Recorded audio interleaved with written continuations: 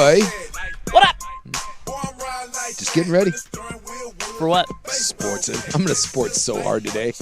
Even though I'm down $10 in my quest to buy the Portland Fire shirt, it's all right. I'll take the W. I'll take the W from our gals. That was awesome. Just the way we drew it up. Missing the rim by 9 feet. Wasn't even a shot.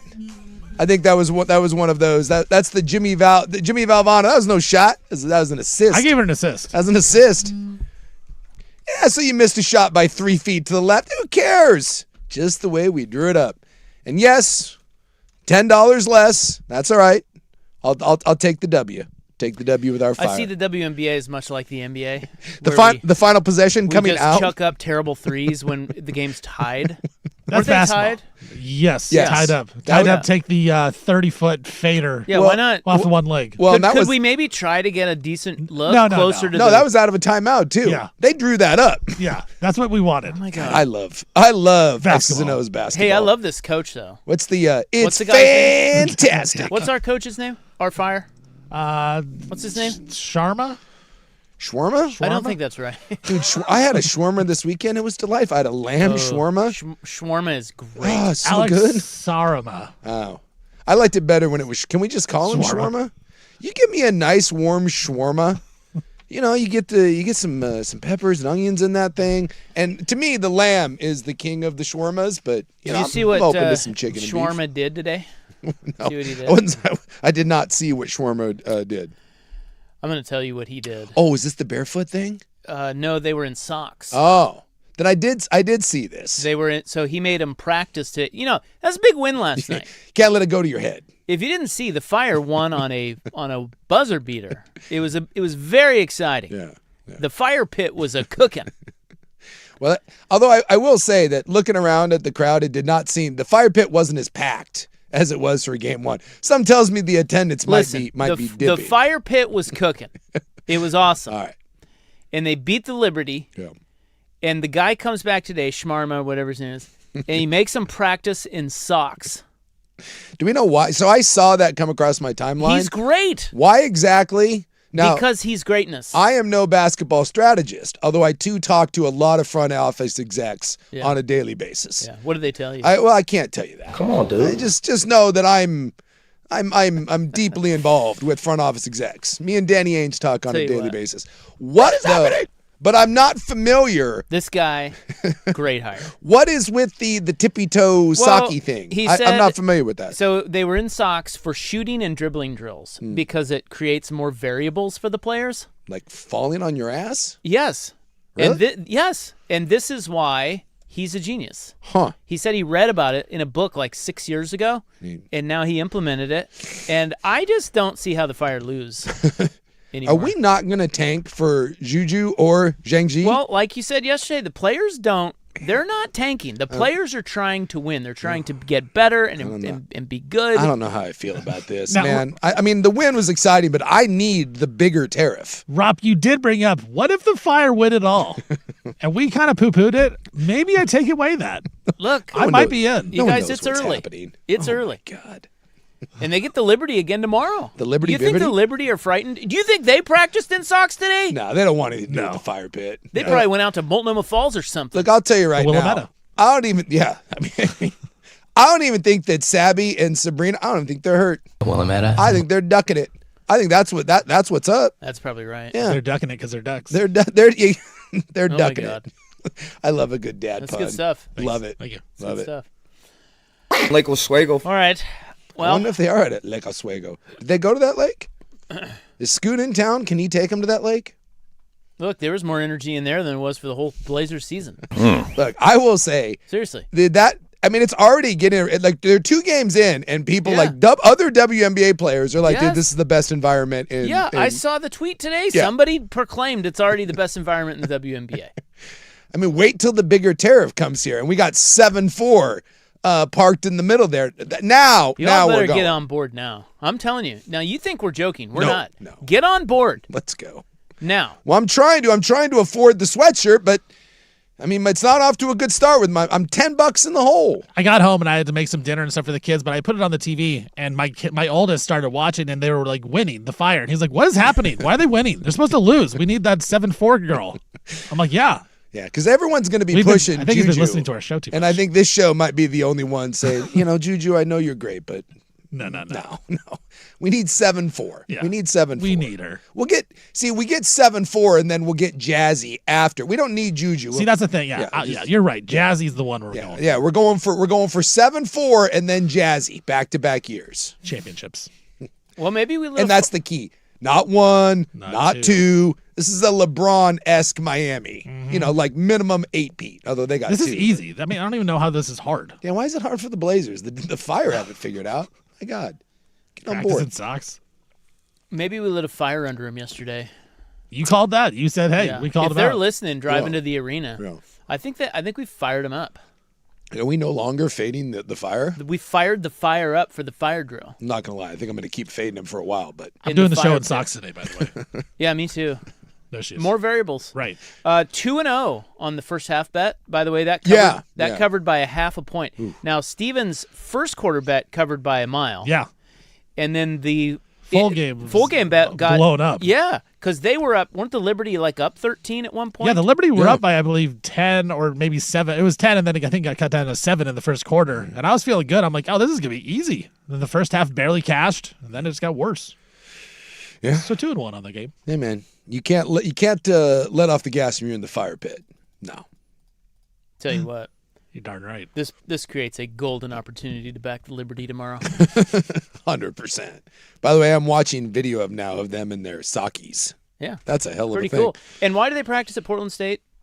I think they're still building the. Are they? Yeah, I don't think that Yeah. the I don't think facility's quite done yet. Yeah. Where is it? It's Hillsborough, right next to the Hillsborough Yeah. Stadium. Because aren't they building one for the soccer gals too? Yeah, it's a think they're doing like combo yeah. Thorns Fire practice facility type place. Hillsborough got that, huh? Yeah. Yeah, I think. I don't think anyone wants to build anything in the city. To be honest with you, What? Why not? I don't even know where you'd put it. Go into detail about why. Where would you put? I'm assuming that needs to be a big. Yeah. How many square feet do they need for their sock drills? Oh, I'm guessing. I mean, you got a couple courts, you got a couple soccer fields. There's probably going to be an indoor, outdoor. I mean, that's going to be a.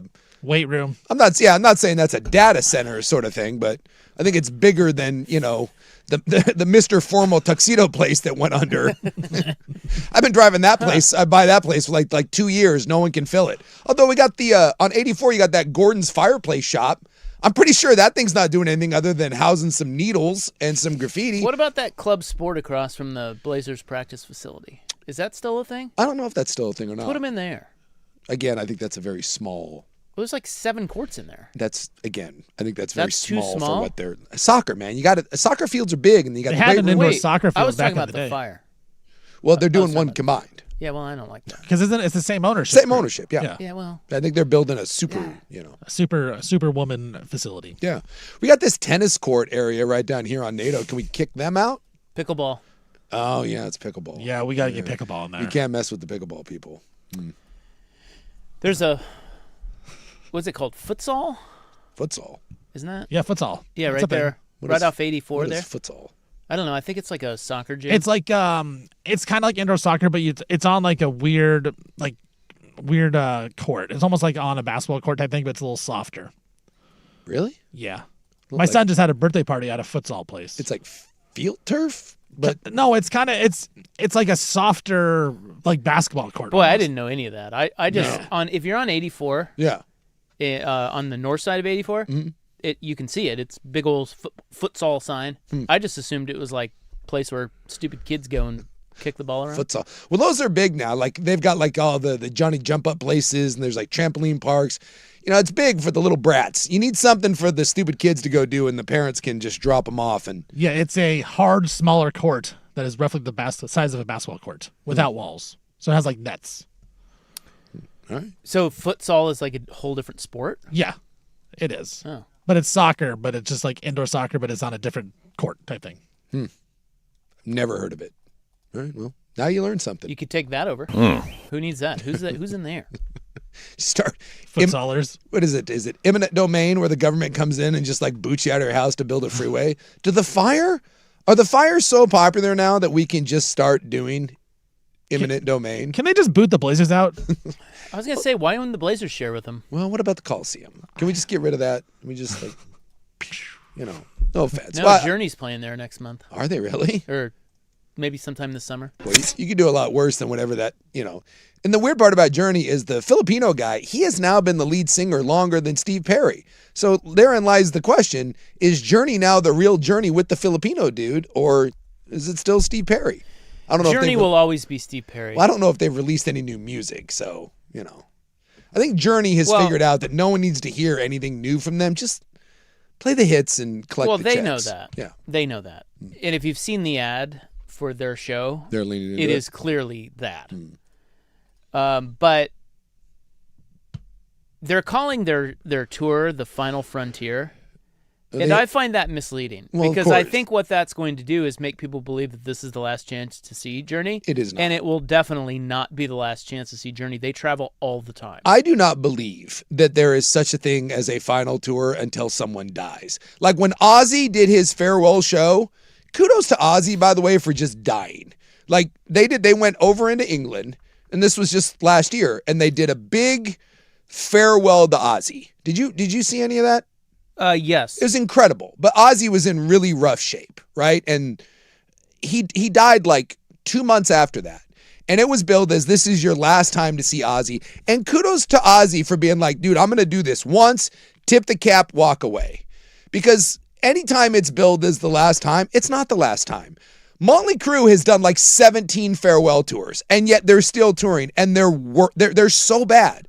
And yet people keep buying tickets because it's like, well, it's the last time. It's like you can go see a Big Lots and it's going out of business. Yeah, every Big Lots is going out of business. It's been that way for like 20 years. They open up and they're going out of business. Yeah, and then one day, one actually shuts down and you're like, there's one by me that finally shut down. I was like, oh my God. It was going out of business for like 9 years. Now it's a TJ Maxx. And that'll be going out of business soon too for the next 17 years.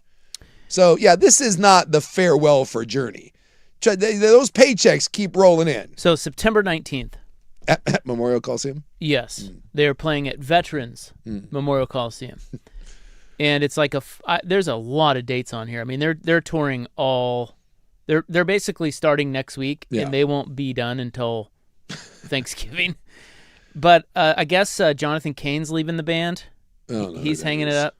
I don't know. He's one of the he's a journeyman. He's just there. Well, he's in the band. All right. And he's been in the band, but he's leaving, so they're trying. It's misleading, man. They're trying to say, oh, this is it. It is not. It is not it. No. And they also hinted that Steve Perry would join this tour. He won't. And he already put out a statement saying, listen, I appreciate you all still love Journey. But no. I do not, I will not be there. No, it's not happening. But again, you gotta sell tickets. I mean, my God, Leonard Skinner still tours, and I don't think there's a single member of Leonard Skinner. I think there was like a bass player or a keyboard guy. I think there was one guy, and I think he died. I don't think there's a single member, and yet they're still going to see Leonard Skinner. Not a tribute band, Leonard Skinner. It's just, I guess whatever you need. Sorry, they had already started the Final Frontier tour. Oh. They're just taking a break. They pick it back up in Tampa this week. Good grief. It's just raking in dough. Someone said Ozzy did a retirement tour in the 90s.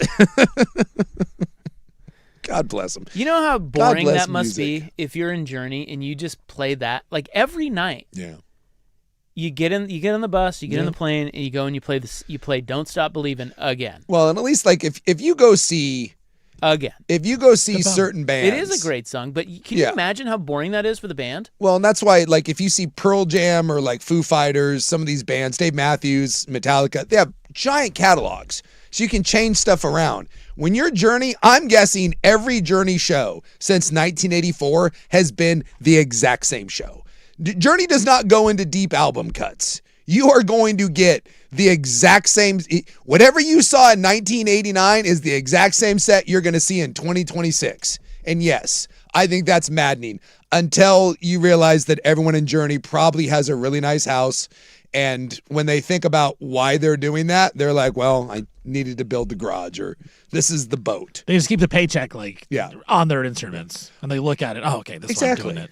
Like whenever, like actors sometimes do this where they're like, do you remember doing that movie? And I forget who it was. It might've been Dennis Leary. Someone's like, do you remember why you did that hunk of crap? He's like, no, but I remember the house that it built. And you're like, oh, that's a valid point. Every time you see someone do a terrible movie, you're like, why would they do that? Realize that there was a paycheck that came along with that, and quite a big one. And you would do it too. Did you see Eddie Murphy at the Lakers game the other night? No. Yeah, it was pretty cool. Oh. Was he? He was courtside. Okay. Well, they show all the celebs. Yeah. Sean Penn and his weird hair. And... Yeah, because the Knicks now, the Knicks and Lakers kind of go hand in hand. I would make the argument right now that the Knicks got a little more celebrity going than the Lakers. Ooh, boy, I tell you, I didn't watch enough of the Knicks series against the Sixers because they just blew them out. Sure.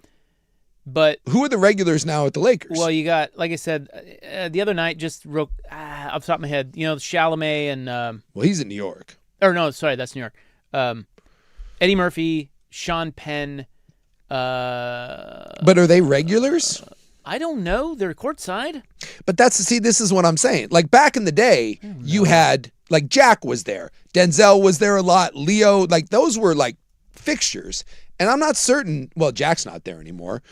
But like the Knicks right now, like they've got their, like Chalamet's there every night. Ben Stiller's there every night. You got Spike Lee. I'm not certain that the Lakers have the permanent. I think Sean Penn is. Sean Penn's there? I don't know about Eddie Murphy. I know Leo is a Lakers fan, Yeah. or pretends to be. Yeah.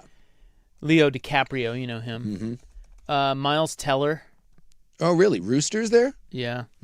Jessica Alba. Now I like Miles Teller, but is that really, it's like, Well, look, it's like when the camera pans courtside at a Lakers game, yeah, everybody kind of looks famous. that's true. It's like, oh, who's that? Yeah. And it's just some dude who's rich. You know? Some guy got beer spilled all over him in Game 4. I saw that. Yeah, and had really baggy pants, but he looked like he was super famous. He did. Yeah. But was he? I don't think so. I think Who he was was just some that? dude with really baggy pants. Yeah. Yeah, when you're courtside, and you have that look, especially you're wearing something that you're like, no normal person. Yeah, no would wear normal that. person's gonna wear those pants. Yeah, we're like, well, you're a rapper, you're a producer, or who's the guy he looks like 1,000 years old. He's the Laker guy. He wears like the weird cowboy hat and the outfits. Who's that dude? I thought he was the Clippers. I think he goes to both. And he's like 1,000 years old, and he's always got some hot blonde with him. And he wears a big dumb leather cowboy hat. He's got like a scarf on all the time. Yeah. What's that dude? Because that dude, I don't even know what he does, but he's there. I think that's James Goldstein. Yes, that's who it is. It's Goldstein. I think he's just like a business guy or an attorney. Yeah, it just says he's an American businessman. Yeah. He's 86. See, again, looks it. he benefits from the fact that he's looked 86 since he was 56. The key to aging well is to just you have to actually age well, or you just have to always look like crap. That's the Rolling Stones theory. I mean, like you look at, you look like Mick and those guys or Keith Richards, they look terrible forever. And now That's what I'm going for. It's really a good strategy. So he claims to have no favorite team in spite of his Lakers and Clippers season tickets. Oh. He also refuses to disclose his net worth or how he made his money. Dude, I'll tell you what. If you had to trade lives with someone, that's sneaky. Like, Well, you got an air of mystery about you, right? You're iconic. Everyone knows who you are, but at the same time, you can kind of do your own thing. That dude just has a sea of like hots that are around him at all times. He obviously is doing really well. Like that's kind of I'll bet you in Hollywood, that dude is like interconnected cool. Because if you wanted to, you could go to the grocery store and you just dress like a normal person. Yeah. No one would recognize you. Yeah, take off your silly urban Right. spandex cowboy outfit and Put on you're a pair fine. of jeans Yeah. and no one's going to recognize. Oh, that's Yeah. the guy at Goldstein. so here's a little more about him. He has stated that he does not believe in marriage. He is never married, has no children. It was reported by The Hollywood Reporter in 2020 that Goldstein made his money in mobile home parks by packaging groups of properties into investment vehicles and then suing municipalities if they thwart his attempts to end rent control. Somebody referred to it, the city attorney in Carson, California referred to his tactics as litigation terrorism and accused him of building his fortune on the backs of the most vulnerable people in society. So he's a giant piece of crap. Well, anybody who refuses to tell you how he made his money Yeah, is hiding something. Sure. So what is he hiding? Yeah. Was it illegal? Probably not. Was it close to illegal or immoral? Yeah. Probably. And I think his house is the one that's in all those movies. I think it was in The Big Lebowski. I think. If you've ever seen The Big Lebowski, Jackie Treehorn's house, it's this really weird like mansion in California. It might be like a Frank Lloyd Wright. It's very, very distinct. You'll see it. It's in so many movies. I think that's Goldstein's house. Oh. That's how cool that guy is. He's like, yeah, my house. Yeah, you want to film? Yeah. I'm sure he's as insufferable as all the others. Oh, I bet you he's more insufferable. Like him and LeBron probably hang out and have an insufferable off. I guess he has befriended a lot of players. Oh, yeah. Being courtside. I'm guessing that guy has like when you want the Thank you. the 19-year-old model, I'm guessing that guy knows where to go find the 19-year-old model. Here is your Brad Boxberger opening prattle for this fine Wednesday. We'll start with Cavs. Well, Cavs Pistons. I still didn't watch it. Well, it wasn't on. It's on tonight. Not gonna watch it. Not 1 second. Oh, not the all-pivotal Game 5? I said I Must am win. not going to watch 1 second of that series, and I'm standing by it. I don't know. He's a man of principle. I am a man of principle. The I Frank might Gay bet on it though. The Frank Gay segment next on The Fan.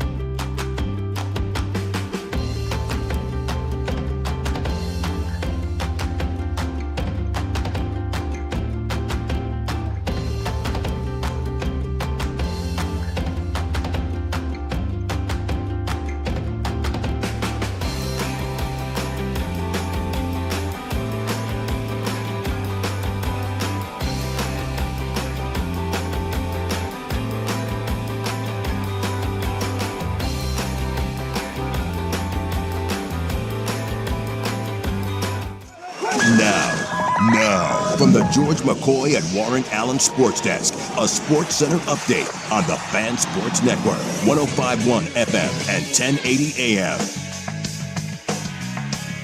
This update brought to you by Big's Chicken. Try their smoked and fried wings tossed with a perfect dry rub and served with a trio of killer sauces. Menus at bigschicken.com. First on the Fan, New England Patriots rookie linebacker Quintavious Hutchins. He was arraigned today on a charge of assault and battery against a family member. He has pleaded not guilty in this case. New York Yankees left-hander Max Fried, he was pulled from today's start against the Orioles after 3 innings. Soreness in his pitching elbow. Orioles beat the Yankees 7-0. The ACC, they are backing the Big Ten's proposal for a 2014 College Football Playoff, saying that it gives the ACC hope. The SEC, of course, wants a smaller playoff than 2014's. OG Anunoby of the Knicks, he left Game 2 of the Eastern Conference Semis with a hamstring injury, but barring a setback, Anunoby is expected to return for the start of the Eastern Conference Finals versus either the Pistons or the Cavs. And speaking of that, Game 5 tonight in Detroit, Pistons taking on the Cavs. Series tied at 2. Pistons 3.5-point home favorites. I'm Stephen Vaughn from the George McCoy and Warren Allen Sports Desk. Don't call your mom. Call George McCoy at warrenallen.com.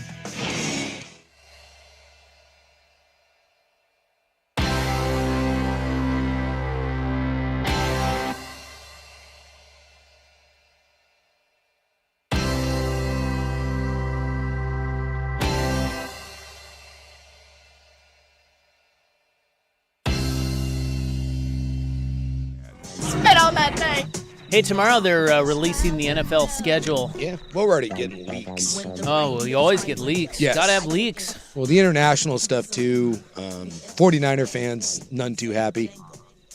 We'll get to all that. Boy, their travel is brutal.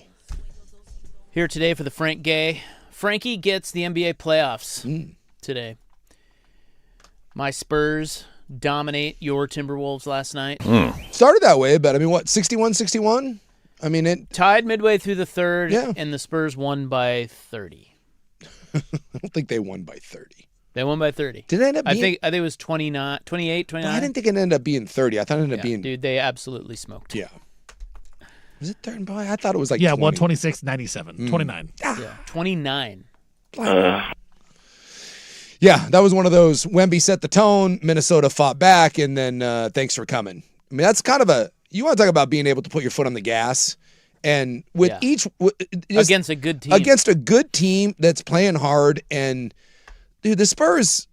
I don't know if the Spurs have the maturity to keep it together and do this for 2 more series, but their top gear. I think that's the best. Now, to be fair, I haven't watched a ton of Knicks games, but I think their top gear from what I've seen, is even in the regular seasons against Oklahoma City, I think that's the best team in the NBA when they're at their best. It's just, can they be at their best over a 7-game series against Oklahoma City, who has been there before, who has won a championship? But can Castle keep it together? Can Wemby play with some consistency and stay on the floor and not fall in love with shooting 3 and not get bullied and beaten up? But boy, when they want to, it's so good, and they're so young. I mean, Dylan Harper at times, and I know, I think he had 12, or I think he was 12, 13 last night. His impact is enormous. I feel like when he comes in, it's like this instant spark, and the impact is greater than even what the stat line shows. And that guy's a rookie. He just turned 20. He's good. I mean, I made the point about Dylan Harper. That's him coming in the NBA, having the impact is what I thought Scoot would do. yeah. And it just hasn't worked out. Dylan Harper, obviously. Different type of players, but Sure. the impact is just crazy between Dylan Harper and Scoot. And you're right. The Spurs at their best, Wemby last night, 27, 17, 3 blocks. There's no player that you can match that with. And his impact defensively is so good. When the Spurs are at their best, they are the best team. Yes. But you're right. They are still so young. Castle's 21. Wemby, I believe, is 22. Harper, 20. They have such young players. Can you put it together for enough time in a 7-game series against the Thunder, who are consistently awesome? When's Williams coming back? Do we know that? That's a big. Yeah. It's That's a huge. big injury. They need him. I think they kind of were rested. I'm guessing he probably could have played against the Lakers if he really had to. Yeah, but why you knew But you you knew yeah. you didn't need him, and so can you get him right, and can he get ready to go against San Antonio? I think San Antonio is the team that Oklahoma City is scared of. In the regular season, San Antonio had their number, and they admitted as much. So you are going to get a well-rested, pissed-off Oklahoma City, and I want to see what that experience looks like against these kind of the baby Spurs. And they're both deep teams. I mean, imagine turning to your bench, and not only do you have the sixth man of the year coming off your bench, but then you also have one of the more impactful rookies. And you've got 2 or 3 other guys that can play good minutes for you. I mean, Luke Cornett is just one of those guys that, I mean, they've had to do it a lot without Wemby. And when he's on the floor, he is a nice piece for them. It's just one of those, they're one of those teams that is just, and Oklahoma City's the same way. Yeah. There's just always another guy that you look at and you're like, well, damn it, how is that guy? Yeah. Well, you talk about Jalen Williams. AJ Mitchell's come in and averaged 19 points and shooting almost 47%. Dude, it's been amazing. He has dominated. Like he barely played last year. Yeah. He played 12 games in their playoff run last season. Yeah. Now he's like their second guy. Well, I think we know Sam Presti's eye for zesty. It works. Yeah. I mean, that's zestiness. Yeah, that's the trick. By the way, Dylan Harper, yet another example of top NBA draft picks, college teams sucking. They had him and Ace Bailey on the same team. They were on the same team. Now, did Ace Bailey do anything like I didn't? Yeah, he was pretty good. In Utah, he was fine. Yeah. Stevie I mean, Fire? Utah sucks, but like he had a couple good stretches. Well, Ace Bailey was thought of as better than Dylan Harper. Right. Yeah. At Rutgers. They were both at Rutgers, and their team sucked. They didn't even make the tournament. I don't even think they were 500. They might have been like 500 exactly. How is that? I want you guys to remember this when we start talking college basketball in the fall.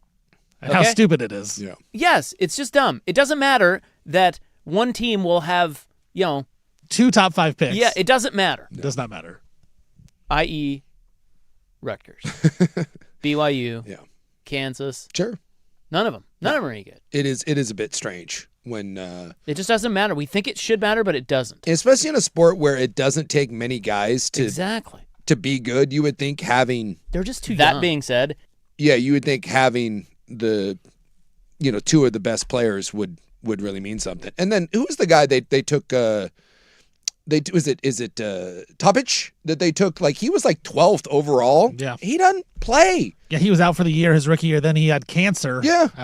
He doesn't even play. He didn't even play. He was like the 10th or 12th overall pick. Their first round pick this year didn't play either. He was hurt. Thomas Sorber as well. And it doesn't They just matter. draft injured guys because they don't care. They're just drafting guys in the top 12, and it's like, just go over there. Like you're fine. Just, go be zesty over there. yes. But how much you want to bet in 2 years, right? Both of those guys will end up being player. Like they'll lose to the Spurs this year, and then next year they'll come back, and both of those guys will be like candidates for 6th men of the year, and you're like, oh God. And that's just Can't wait. It's an embarrassment of riches. Yeah, So- Rutgers was 15-17 with Dylan Harper and Ace Bailey. Yeah, crazy. How is that coach still the coach? Don't know. Or would he tell us horror stories about dealing with those two? I know Ace Bailey was probably a little rough. Yeah. Let Ron coach the team. Guy knows hoops. Yeah, the last Ron Harper, that is. Do you know? Yeah, I'm familiar. Dylan. Yeah, So Sorber was the 15th pick and Topic was the 12th.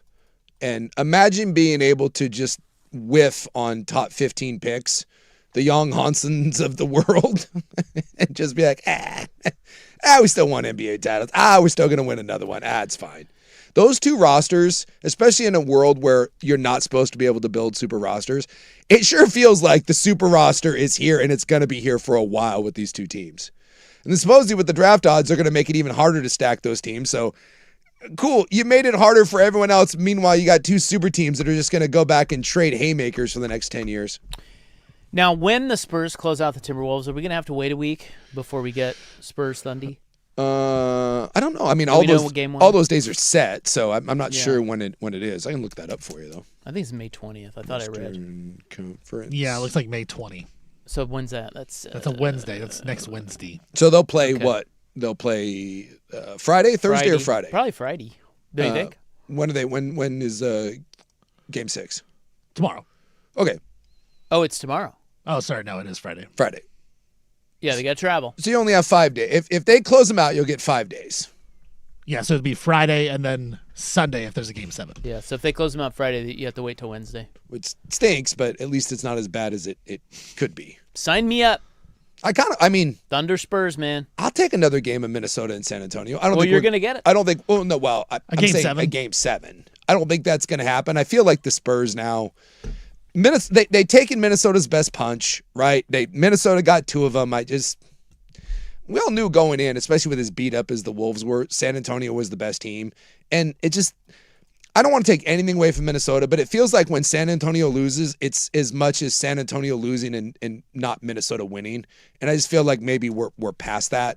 There was an edge to him last night that just, and again, maybe that's the Wemby tone. He was pissed. He set the tone. Pop talked to him. Did you see that? Yeah, they had a little chat. Pop caught him on the tarmac. Yeah. He tarmacked him. Boy, I wonder what conversation was. I would like. love to have heard that conversation. Yeah. Just Pop's.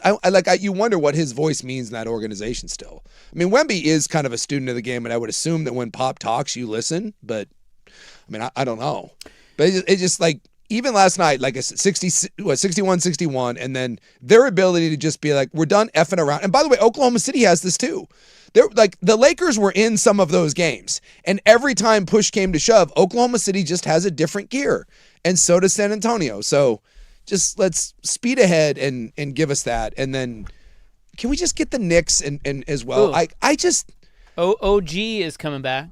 Yeah, they said he's hopeful. That's good for the conference finals. So they're just sitting there waiting for Pistons or Cavs.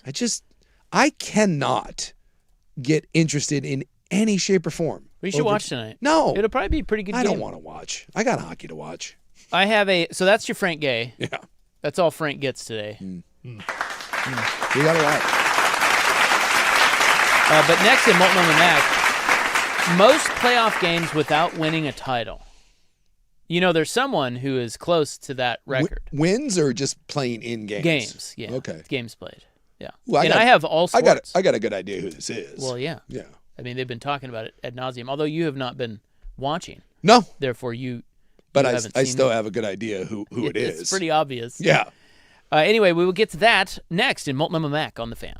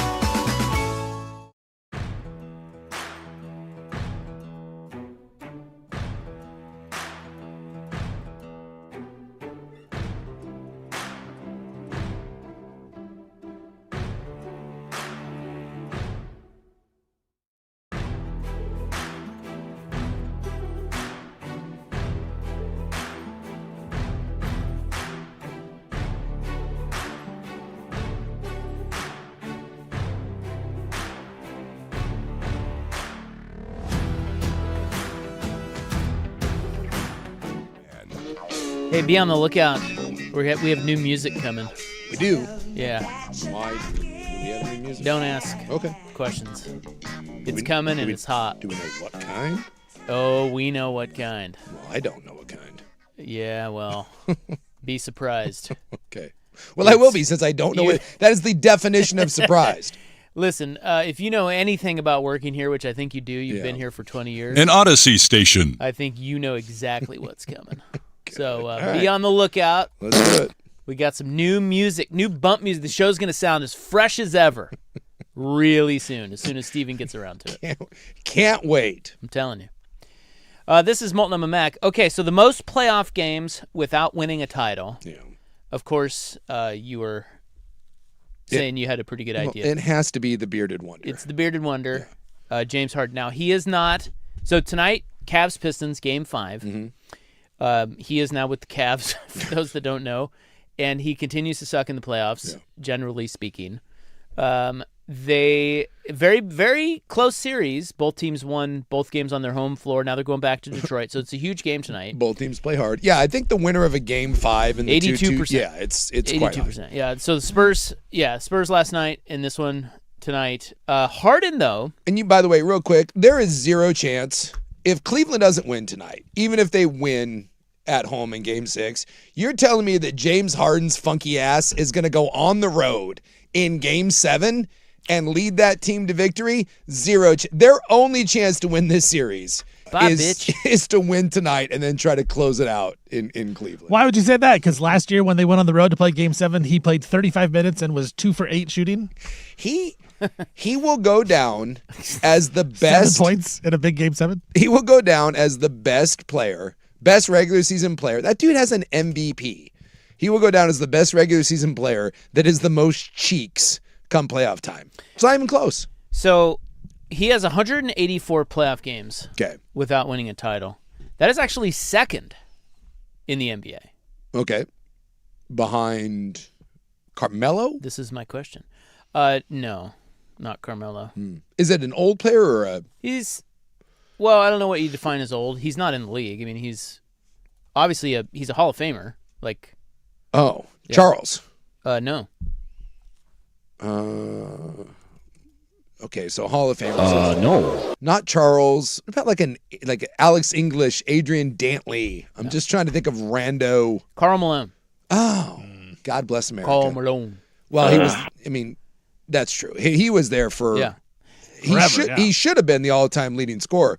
Like, had Malone wanted to keep chasing that, he could have done it. And in that Jeff Pearlman book, The Three-Ring Circus, there were a lot of those Lakers that were adamant that had Malone not gotten hurt, he could have been the guy to keep that team together and won another one. 'Cause remember, him and Peyton chased that ring in L.A. Yeah. And then I think he tore his hamstring. And he said when Malone was the dude that everyone was kind of scared of and respected and held it all together. Karl Malone, whatever you think of him off the floor, dude, that guy was awesome. Before Timmy Duncan came along, he was the greatest power forward of all time. So isn't it interesting? So he has 193 playoff games without winning a title. John Stockton is not second. Isn't that interesting? Because Malone did try to, he was with the Lakers.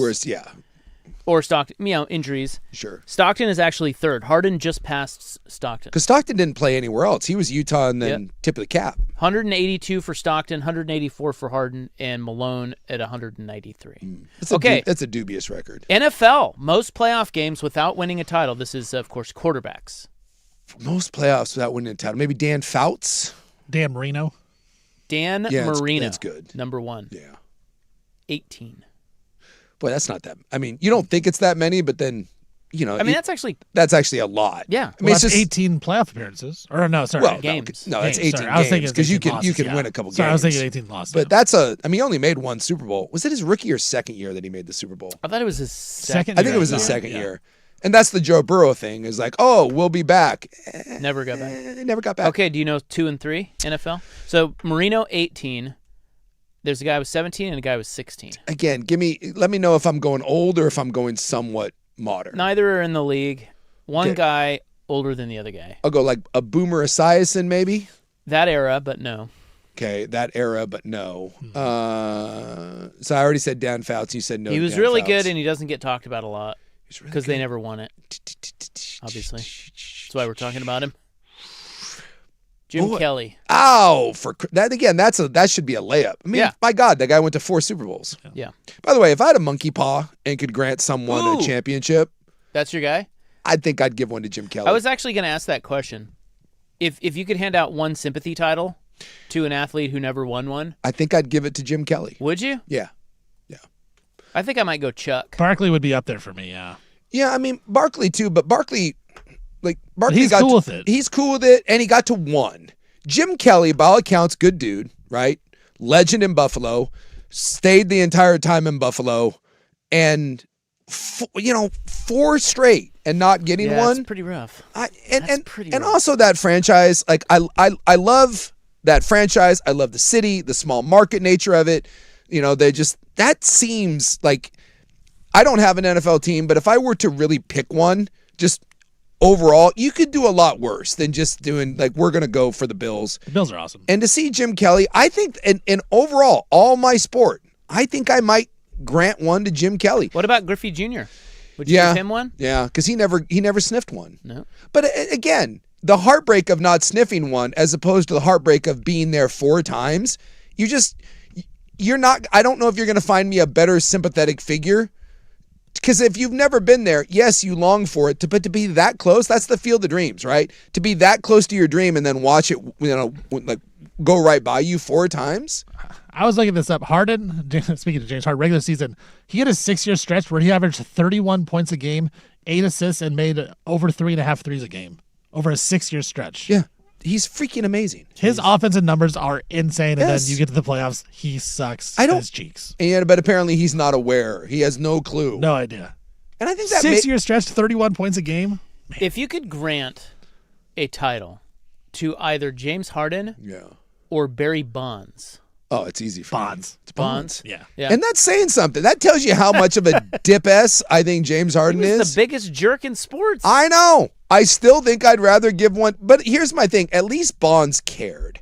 He cared enough to get as saucy as possible and be the greatest player I've ever seen with my own 2 eyes. Whereas fat-ass Harden, he doesn't give two. Like, he is the definition Yeah, that's a of good what's point. wrong with the NBA. And Bonds had his World Series moment where he crushed that home run where I'm sure it still hasn't landed yet. Like, he hit one that went so far. I've never watched James Harden. Angels. Yeah, against the Angels. I've never watched James Harden as great as he is and thought to myself, I am watching true greatness that put every ounce into it. When I watch Barry Bonds, I'd still say in my lifetime, I think peak Tiger and peak Bonds might be the 2 greatest examples of what happens when you take nature, nurture, and chemicals and put them all together. And I don't know. I can respect that. And dominate. I mean, they dominated their Yes. sports. And so to see Bonds get one of those and to piss everyone off that loves to do he's not the, it's all the roids and that's the They only blame reason. him as like the only guy who did steroids. Exactly. In an era where everyone was doing it. Literally everybody. So yeah, give me that's not even close. Like Harden or Bonds. If Harden had a little bit of the Barry Bonds obsession in him, I might view, this is the Kobe thing, right? You said Bonds was the biggest jerk. No, Kobe was. Kobe was a bigger ass than Barry Bonds, but Kobe cared. Kobe had that, I'm gonna rip your heart out, and we're willing to overlook a lot when we believe that you care. If James Harden had that level of care to go along with his a-holeness, he would be successful, and 2, no one would care what a jerk he was because he'd be successful. He's just a guy that has gotten by on doing enough to be James Harden and doesn't care enough to be great in the postseason.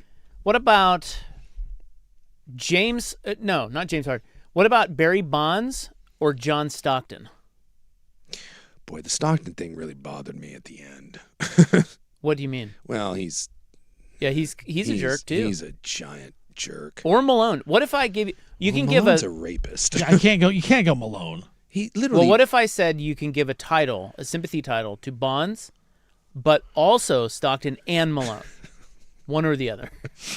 So Stockton gets one, but so does Malone.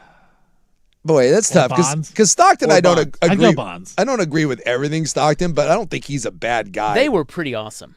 Malone's a rapist. I know, but I can't give it to Malone. they were pretty awesome. I'm going to go Bonds. Yeah, Bonds. If you said just on its own Stockton, but if you said Stockton and Malone, I got to give it to Dare Bonds. I say I don't have a huge problem with Bonds. Like, I understand he cheated, but it also shows that he, as Suk said, he cared so much that he was willing to do anything it took to win. I am not the world's biggest Barry Bonds guy. In fact, I'm just not. He's an ass, but he blew me away.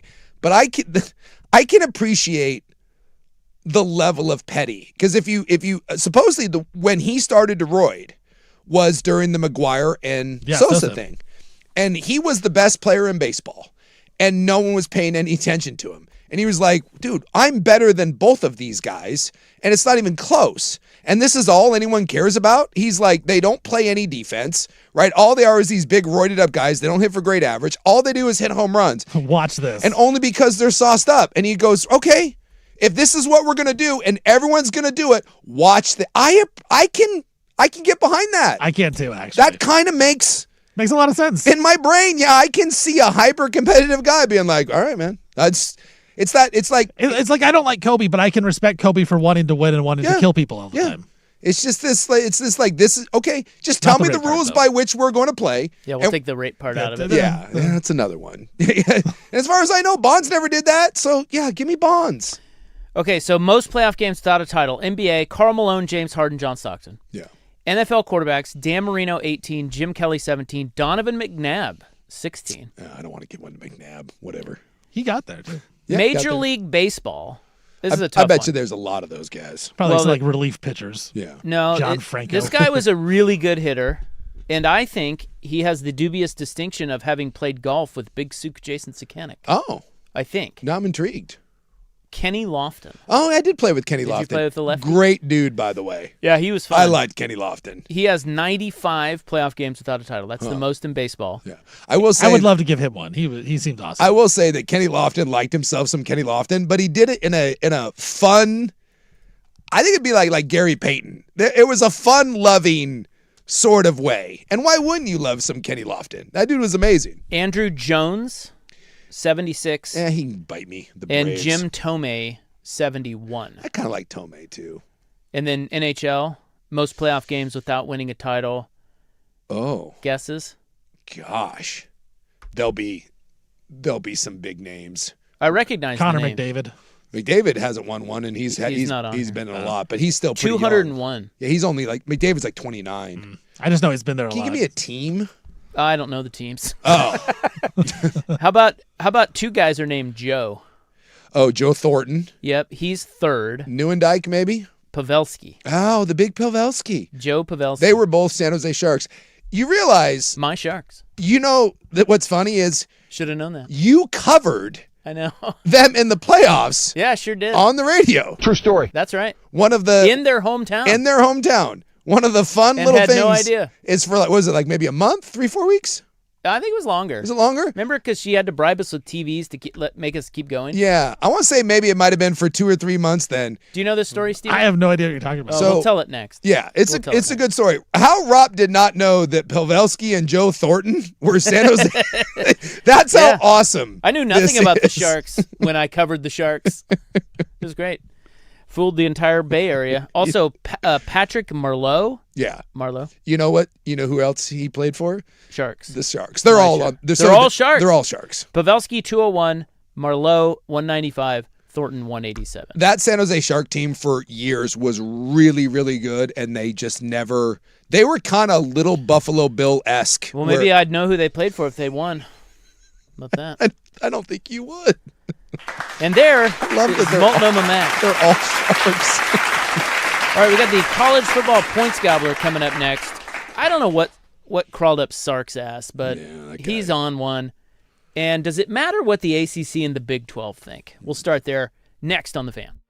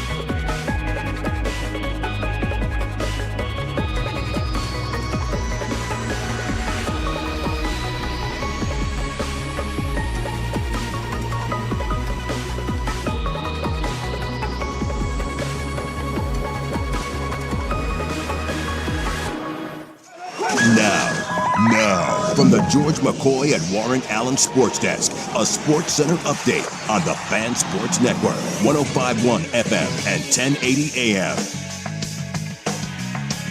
First on the Fan, Patriots rookie linebacker Quintavious Hutchins. He was arraigned today on a charge of assault and battery against a family member.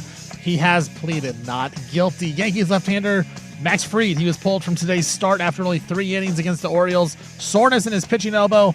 Orioles ended up beating the Yankees 7-0. In the ACC, they are backing the Big Ten's proposal for a 24-team college football playoff, saying that it gives the ACC hope.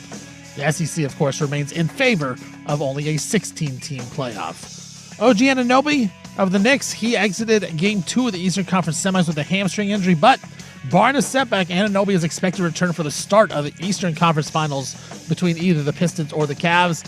Speaking of them, Game 5 between the Pistons and Cavs tonight in Detroit. Series tied at 2. Pistons 4.5-point home favorites. I'm Stephen Vaughn from the George McCoy at Warren Allen Sports Desk. Don't call your mom. Call George McCoy at warrenallen.com.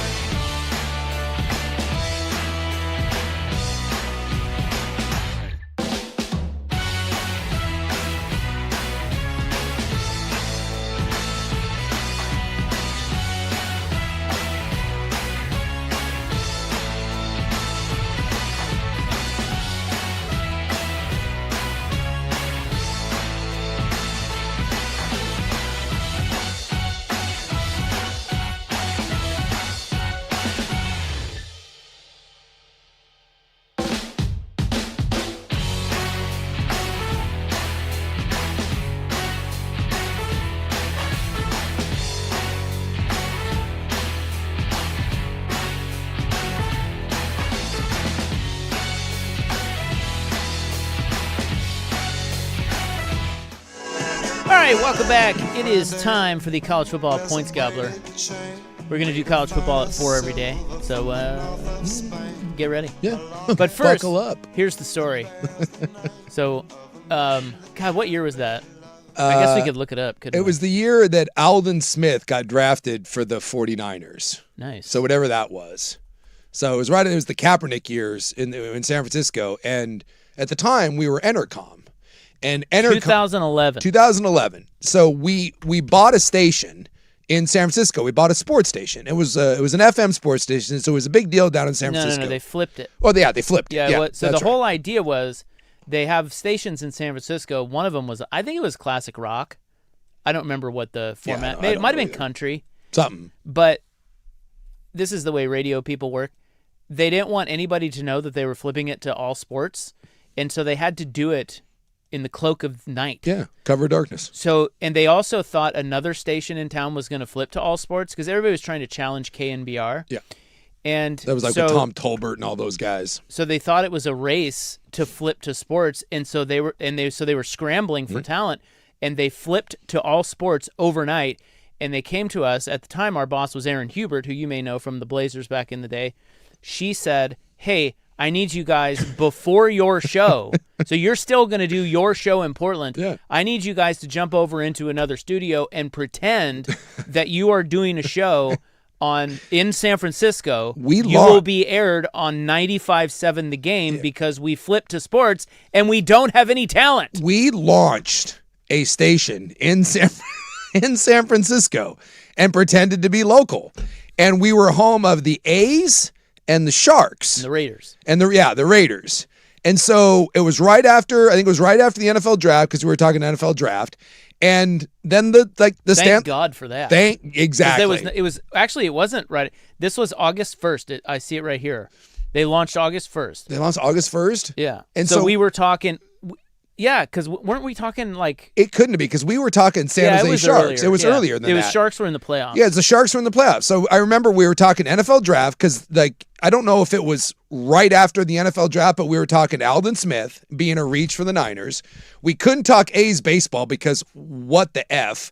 Even though we used to have crosstalk, the color guy for the A's used to come on and banter with us. And we had to pretend that we gave two S's about the A's. But there was nothing better than those Sharks teams were really good. And so we had to talk about the Sharks in the Stanley Cup playoffs. Yeah. And Isaac Robb, who was not aware of those Shark players we were just talking about, had to talk Stanley Cup playoff hockey. You all know how little I know about hockey and care about hockey. Yeah. I think I fooled him. Yeah, it was great. I fooled him. It was unbelievable. Yeah, so for a couple months, we were doing a show from here, pretending to be a show in San Francisco. And we launched that station. Were you still Isaac and Suk? Yeah. Yeah. Had anyone just done a quick Google, right. I would have been like, this idiot's important. And I think the show was, I want to say noon to 2. Something like that. Is that right? Because I feel like I would have done that. I would be like, oh, who are these guys? And I would have looked them up. I don't know. Like if I was really listening to the station. Yeah, I want to say it was like that because we had a little break. We didn't go right from there to our show, but... And they kept wanting us to do it, and we're like, dude, something's got to change. We were burning out, and then Erin came to us and bribed us with free TVs from video only. She's like, here, I'll give you a TV. How about some money? At that time, TVs cost like $1,500. Yeah, they were expensive. And so we got TVs, and we kept going. They were like, no, it'll be over next. They originally said, oh, we just need you to do a week. Yeah, right. It was like 6 weeks. Bribes work on everybody. Then eventually they were like, what do you think? And we're like, money. And they're like, well, no, not that. Yeah, no. And they were like, hey, thanks a lot for your help. We're hiring real talent now. Do you think that... So I was just looking up. That station is still on the air. Mm-hmm. They have the morning roast with Spadoni and Shasky. Old Spadoni. They have Steiny and Guru. And they have Willard and Dibs. Isaac and Suk. Now, do you think any of those guys give credit to the OGs of the radio station? Not one bit. The men that came before them that set the tone. We paved the way for that station with hot Raiders, A's, and Sharks talk. We are merely a footnote in 95.7 The Game history. We should, although we're an important footnote. Thank you very much. Yeah, you're welcome, Odyssey. I don't know who was the morning show, but we were the second show to ever an launch Odyssey that station. Yeah, I do remember one people were generally pretty cool, like on the text line. Yeah. They were like, they're following, I was like, oh, this is cool. We got sports. Yeah. And I remember one guy going, this is quickly becoming my favorite radio show. And I'm just like, wow, you have low standards. Yeah. And get ready. You're about to be because we weren't, like, they wouldn't let us do our typical banter. No, we actually had to do sports. Hey, welcome to the Sharks Talk. Yeah. Let's take calls. Yeah, it was a real sports show. If anyone ever wanted to be like, why don't you guys talk more sports? That was that. Yeah, go listen to that. We were told that we were going to do sports. Good stuff. Yeah. Which is probably why we were like, all right, this needs to end. All right. Well, the ACC and the Big 12 are stumping for 24-team playoff. Yeah. I don't know why that matters or why their opinion matters, because it seems to me to be all about the SEC, the Big 10, and the television networks. Yeah. I just think the idea is that I think everyone's afraid of the government, and if you exclude enough people, do you create enough of a stink where government overreach comes in and maybe crushes your nuts a little bit? I think that's the only reason that they care about any of that stuff. And by the way, I don't know how much. I mean, they say they care, but let's not act like there's a huge sway there. You mean from the ACC? From the ACC or the Big 12. Yeah, no one cares. Like, when are they going to start like quoting the Fox and ESPN executives? Like, the Big 12 and the ACC have to carry water. Like, just no one cares what you think. Knowing like your opinion doesn't matter. Just be happy that you have representation. If you're the ACC and the Big 12, you just have to make sure that you maintain access and try to get better access than the slappies of the world. Does it say something that last year that you got 2 Group of 5 teams in? Like, if you're the Big 12, like, that can't make you happy. Or the ACC for that matter. Because the last couple years, there's been ACC teams and Big 12 teams that have gotten kind of left out in the cold. So the expansion to 24 obviously would benefit the Big 12 and the ACC. The bigger the pool, even with guaranteed slots in the Big 10 and the SEC, that actually ends up being beneficial because then it puts more at-large teams out there, and those at-large teams aren't going to be like, if you give the Big 10 and the SEC 6 slots each, by the time you get down to the 7th and 8th team, the 2nd and 3rd best teams in the ACC and the Big 12 are going to look better. So of course they want 24. Because that provides them more access. If it stays the way it is, or even expands to 12 or 16, that still really limits what the ACC and the Big 12 are going to get. So it's no surprise they want the bigger pool. Texas head coach Steve Sarkisian is at it again. He had a big interview with USA Today, and I don't know what crawled up his ass, but I don't know. He's all of a sudden griping about everything. Well, he got divorced. Maybe he's all climb out of my ass up for a while, right? He's all horned up. Maybe. I don't know. Something's going on. Maybe I'm just not into it, bro. He hasn't gotten over the fact that last year he didn't get into the playoff and he feels like he could have won a national title. I don't know. Maybe he got a Longhorn stuck somewhere, but yeah, he's got a bee in his bonnet. So he says college football has turned into a chaotic, money-driven Wild West. He condemns the College Football Playoff Selection Committee, lacks NCAA enforcement, and the transfer portal and NIL rules. He even says that Clemson coach Dabo Swinney allegedly there was an Ole Miss coach who recruited a linebacker named Luke Farrelly, who you know, with a photo of $1 million check while he was in class. And the NCAA took no enforcement action on Can I say that's kind of a baller move? So what you're saying is once he makes the playoff at Texas, he's gone to the NFL? Well, he's because he hates college football, obviously. Clearly. So why not go to the NFL? Except no one in the NFL wants him. Well, he says that the selection committee can't watch all the games. They don't have the bandwidth. And so they just rely on media and coaches polls. And that's true. Yeah, it's a fair criticism. But I would love to sit down. I don't know why. I guess no one wants to push back against anybody, but I would love to ask Sark or anyone else that talks about the chaos in college football.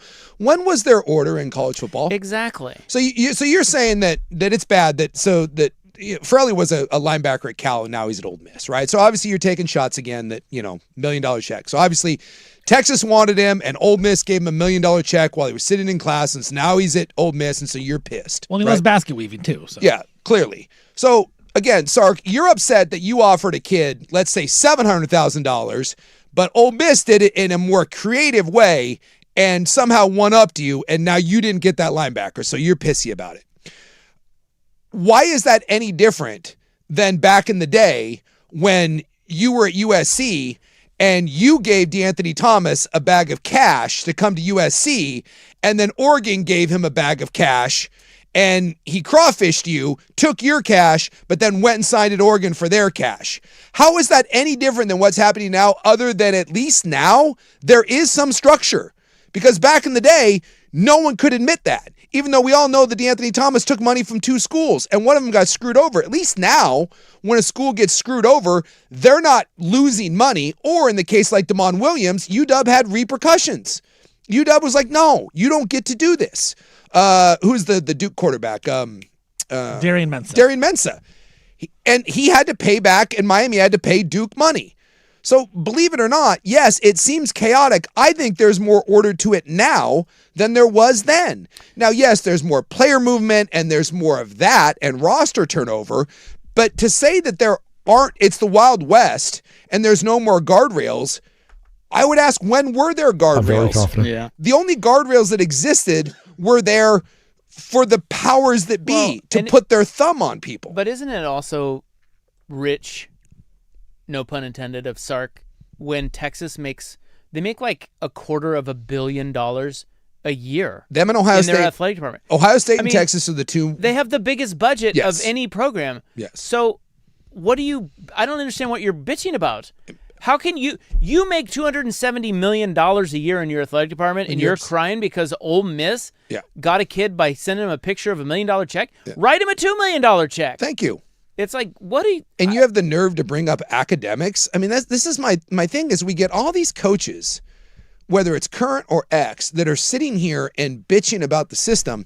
And I get it. There are flaws in the system. But you never heard them bitch about the old system, which had 1 million flaws in it, but just screwed over the players. And now that the system is open to players, now that chaos that it's created, now it's a real problem. Wasn't a problem before when you had to pay kids under the table and there was cost effectiveness to it. You know, hey, we'll pay Reggie, but so it's not that you don't want to pay players, it's that you don't like how much you have to pay them now. You were fine paying guys when it cost them $500,000 to get the best player in the country. Now that it costs $7 million, now you're pissed about it.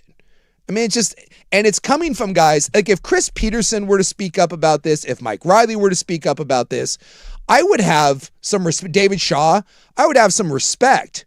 But when some of the filthiest, slimiest sons of bitches in the game, see Sark, see Nick Saban, see Lane Kiffin, when they're complaining about it, whoa.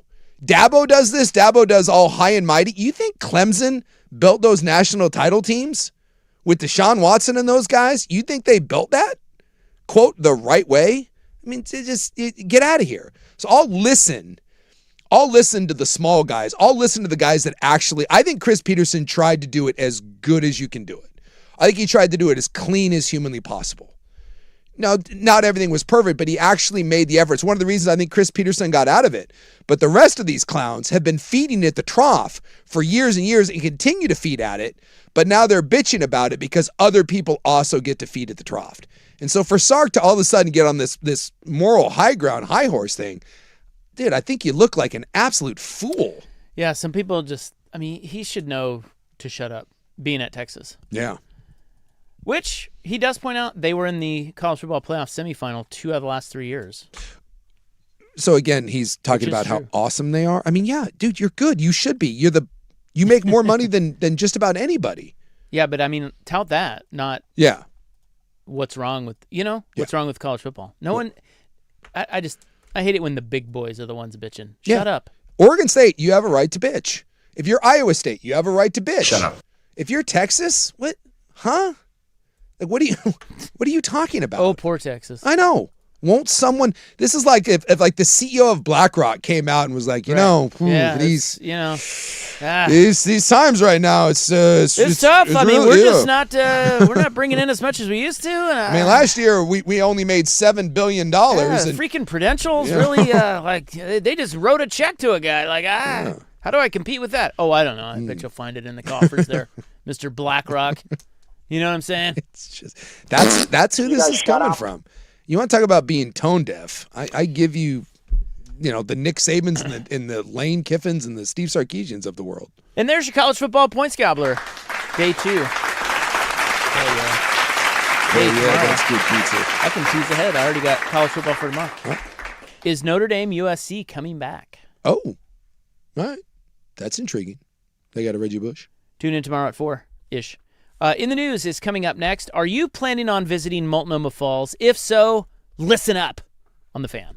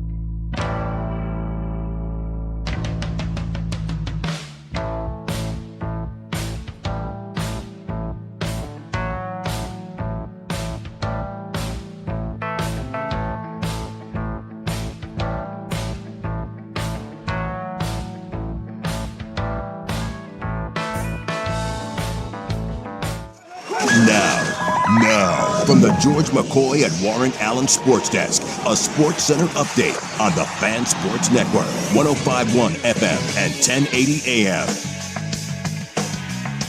According to Jordan Schultz, the Seattle Seahawks, your Super Bowl champions, are going to open up the 2026 season at home Super Bowl rematch against the New England Patriots on a Wednesday.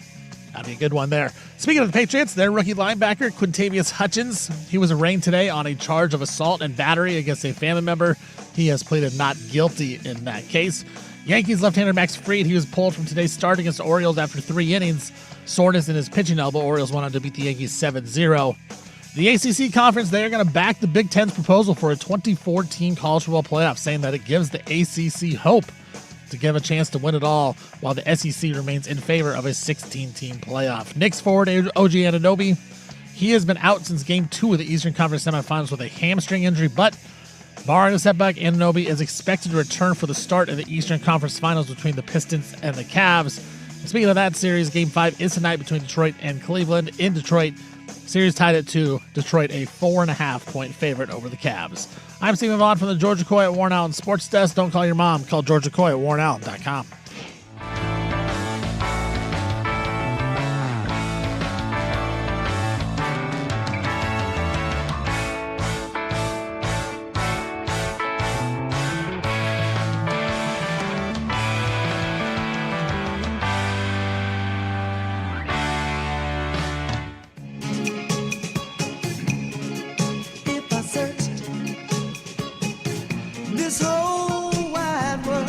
Welcome back to our show. Hi. We are merely one sleep from the PGA Championship. Yeah. So, we got that going on. Again, wake me on the weekend if something's happening. We will. We'll call you and wake you up. Wow. From your slumber. You know how I feel about the PGA Championship. Look at that Wanamaker trophy. It's overcompensating.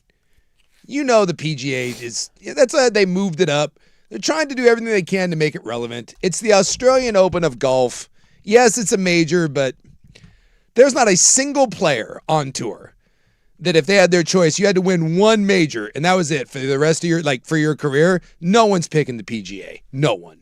No one's like, it's my dream to win the PGA Championship. It's not. I will say, as I scour the pre-tournament interviews for betting nuggets, it does seem like the players... They're not over the moon about the course. I think the tournament, it's a major. They all want to win majors. All want to win majors, yes. But I think the course is not impressing a lot of them. So we'll find out. Look, you head to a bar and you're trying to pick up the locals. Hey, I won the U.S. Open. I won the Open. I won the Masters. And then, what is the dragon meme? You got the 3 dragon heads and then the one that's like, nah, that is the PGA. That's what it is. Like, you're like, I'm in the club. I won the PGA. You're like, dude, go over there. You're the John Daly of majors. Just, get over there. You have so many sounds. That one being the scariest. Yeah. That's my mummy. It's when the mummy's coming at you. I watched the Thriller video the other day for the first time in 20 years, and I thought about that noise when the dude's coming out of the crypt. That's what that sounds like. Yeah. They should have put that in there. You'd be famous. That video came out 84 or whatever. Watching it again, that thing's damn impressive. 40 years too late with your hot your hot dubbed over radio sounds. And then I saw behind the scenes. I fell down a rabbit hole. There was a whole behind the scenes, and the best part was all the zombies and stuff had to stay in makeup, but then on set they were just people were filming them just doing random stuff, and that was actually better than watching the video. Watching all the zombies just do regular, there were a couple of them that were playing basketball. You had zombies playing hoops, coming, were drinking some coffee. One of them was just riding around on a BMX 10 speed. I was like, dude, just show me that. It's way more interesting. It is May 13, 2026. It is time now for In the News. I'm your noted newsman. It's brought to you by the Advocates, injury attorneys at advocateslaw.com. Today is International Hummus Day. Oh, I like a good hummus. Me too. I mentioned I had a lovely shawarma the other day. It came with some tzatziki sauce and a nice hummus. Fire Coach? Yeah, we sat down, me and the fire coach. But I got to point out, if you're going to give me the hummus and then they gave me a piece of flatbread, you got to warm that flatbread up. Oh, yeah. Yeah, it's kind of bush. They just gave me like a piece of like right out of the Straight out of the bag? No way. Get out of here. I was a little disappointed. There's a place over in Multnomah Village called Yala, and they have a burnt ends hummus. Oh, baby. Oh, baby. That's exciting. It is terrifyingly good. It is also World Cocktail Day. Oh, well. What cocktail will you have tonight in honor? You know you must. I must.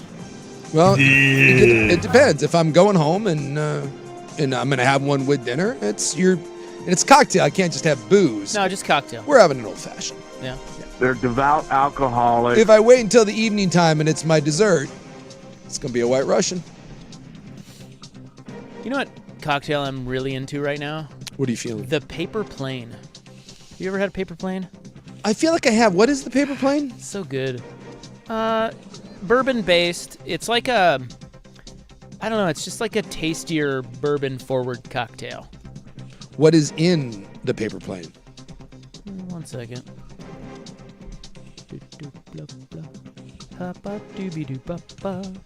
Okay, it's Amaro, lemon juice, bourbon, and Aperol. It's got a little Aperol in it. Okay. Yeah. Try a paper plane. I feel like, well, I've at least been there when they're ordered. Yeah. It's kind of having a it's making a comeback. Yeah. The paper plane. Yeah. In a lot of different ways you can. Well, it's not a lot of different ways, but people do their own twists on it. If you see it on a menu, give that a whirl. Okay. And then Straightaway has one too, and it's really delicious. I just bought 8 billion cans of it. Because you never know. Cracking those Hey, open. look, the cans are small. I was at a Belvedere the other day. It's a whiskey Negroni. That was pretty delightful as well. Yeah, every now and then, like you go to a new bar, I'll check out the cocktail menu. I usually drink like the same 4 or 5 things, but if you go to a new place, I'm a big believer of you gotta try something at a new place. You gotta try one off the cocktail menu. And I had one of those, and it was a bar over off of Burnside, and it was delightful. Can't remember the name of that place, but it was quite good. If you're planning on driving to Multnomah Falls for a summer outdoor adventure, what are they going to make me pay to Buckle park? up. And do I have to make a reservation to park? And well, we've already talked about it's that. a pain in the ass. You do have to make a reservation to park. I'm not doing that. And now you will need a timed parking permit to enter the parking lot. Look how they're trying to make it harder and inconvenient to go to like one of the most famous landmarks. Well, apparently it is not. They just can't. It's too congested. Like too many people are fired up to see the water. So now we're going to make it inconvenient for everybody? Well, they're just trying to. They're trying to thin the herd a little bit. I feel like this is like the smoking tax. They're just going to try to make it so expensive, like with cigarettes, that you won't do it. I think they're trying to increase safety. Okay. I think they're trying to increase your overall experience, because what's happening is people are coming through there and they're having to wait forever or can't find parking or don't know the situation, and it's just it's a gobbledygook. Okay. Ooh, It's a mess. I like that term. And so they're getting bad reviews because of it. The old gobbledygook. You can just see it if you're just driving by there on 80, you can just look at it. Yeah, I'm like, yeah. But if you want to hike it or whatever, there's other good hikes up there. You don't have to park it. Well, there's other falls as well. Exactly. There's a lot of great falls back there. I'm all right. So you can get a timed permit online, which will charge a $2 transaction fee per vehicle. Limited same-day permits with no transaction fees available on site at the Gateway to the Gorge Visitor Center in Troutdale and the Cascade Locks Historical Museum, which I know you frequent. Yeah, right. Pre-obtained permits will be released 2 weeks before the planned visit date. That just seems like a giant pain in the ass. So it lists a time slot that you will have to arrive at the parking lot that day. You can stay for as long as you'd like, but you have to be there at a certain time.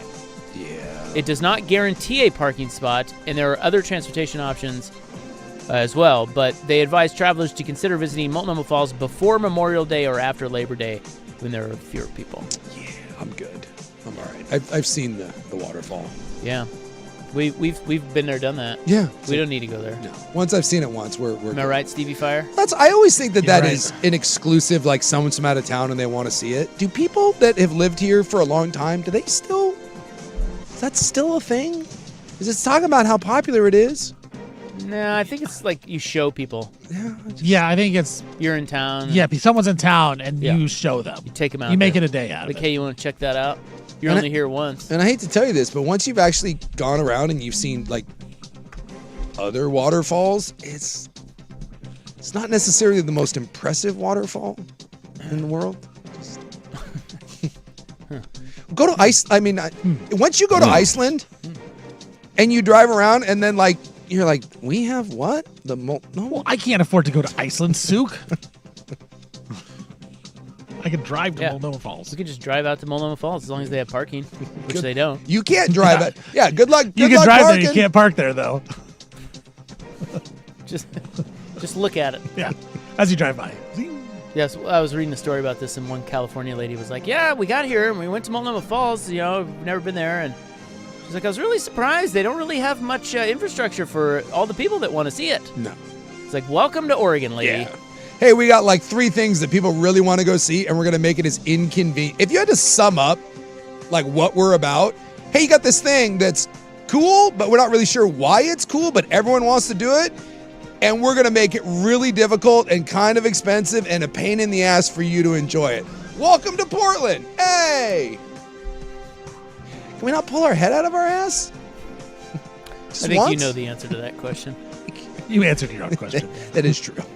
Come on, man. It's hypothetical. Can we? All right, coming up next, do you remember the Bend doctor who was on the rat ship, the rat virus yeah. ship? Yeah, he was inadvertently, Yeah. he was like the Sully Sullenberger of the hantavirus. Yeah, I think he was like an oncologist, but all the other doctors got hurt or Yeah. got sick. Yeah. And so he had to step in. He's like, "Yeah, I don't know. Yeah. Sure, I'm a I doctor, got sort of." this. So, yeah, I have an update on him. Yeah. Is he sick now? Is he? I hope not. That's next on The Fan.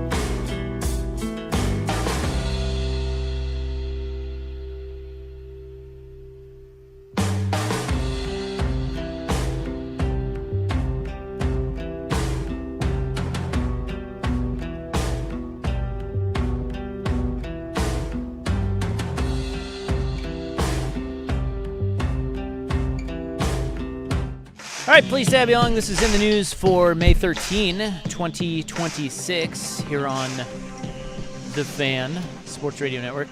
There's a lot of commotion in the office right now. There is. Yeah. Wow, I what's was just happening? out there. Well, the Timbers are playing, and as you know, that's a big deal. Yes. We are home of the Timbers. Yeah. So they're watching it. They're in Montreal. I believe it's Montreal. And boy, that stadium, they playing out there? Yeah. That thing sucks. Well, where do they? I don't know where they play, but wherever they're playing, It's no it good? ain't good, and no one's there. Well, I told you I went and saw a game at the Whitecaps up in Vancouver, and it's Well, they're thinking about moving it. they so should. that- That thing is it's an abomination. Especially when you're used to seeing games either in Seattle or here in Portland. Maybe the Canadians, they just view soccer as, kind of a no dong, no belief. Although the Whitecaps just won the MLS Cup, I believe, and no one still cares. They So play in Sapaputo Stadium. I have doctor news, 2 bits of doctor news here for you. What do we got? The doctor who is retired, his name is Stephen Kornfeld. He is from Bend. He was on the rat ship virus ship. Yes. Rat deadly ship virus ship. The rat ship. Yeah. Where they have hantavirus. Yeah. And now, by the way, it's up to 11 people from that ship have hantavirus. Still only 3 deaths, right? Stephen Kornfeld now has hantavirus. He has tested positive. That's no good. So the poor doctor, who's an oncologist, I think he's an oncologist. Yeah, I think so too. He was not it was not in his wheelhouse, but he was like, I don't know what else to do. Like, they need a doctor. I'm here. Yeah. So he was trying to help out, and now he's got it. Yeah, he basically said, look, infectious disease really isn't my specialty, but sure, I'll party. Ugh. Because everybody else got sick. Yeah. And now he is, and he's not back here yet. Because remember, he's off the ship. Yeah. They have him. They got a quarantine, I'm guessing. Yeah, he's in, they call it Biocontainment Unit. Yeah. He's there at the University of Nebraska Medical Center. Ugh. And they are also saying he is asymptomatic, which is wild. So he's tested positive for it, but Yeah. he's not showing. yeah, All right. Well, that's a good thing, right? maybe it's that tiger blood. I guess. I told you I read a book on the Ebola outbreak called The Hot Zone. And those early days of that, it was heartbreaking because the doctors that were on scene all died. Like, they saw just this horrific scene unfolding in front of them, and they were like, they had to help. And yet everyone, they basically knew that by treating those people, they were going to die. And yet they jumped in and did it anyways.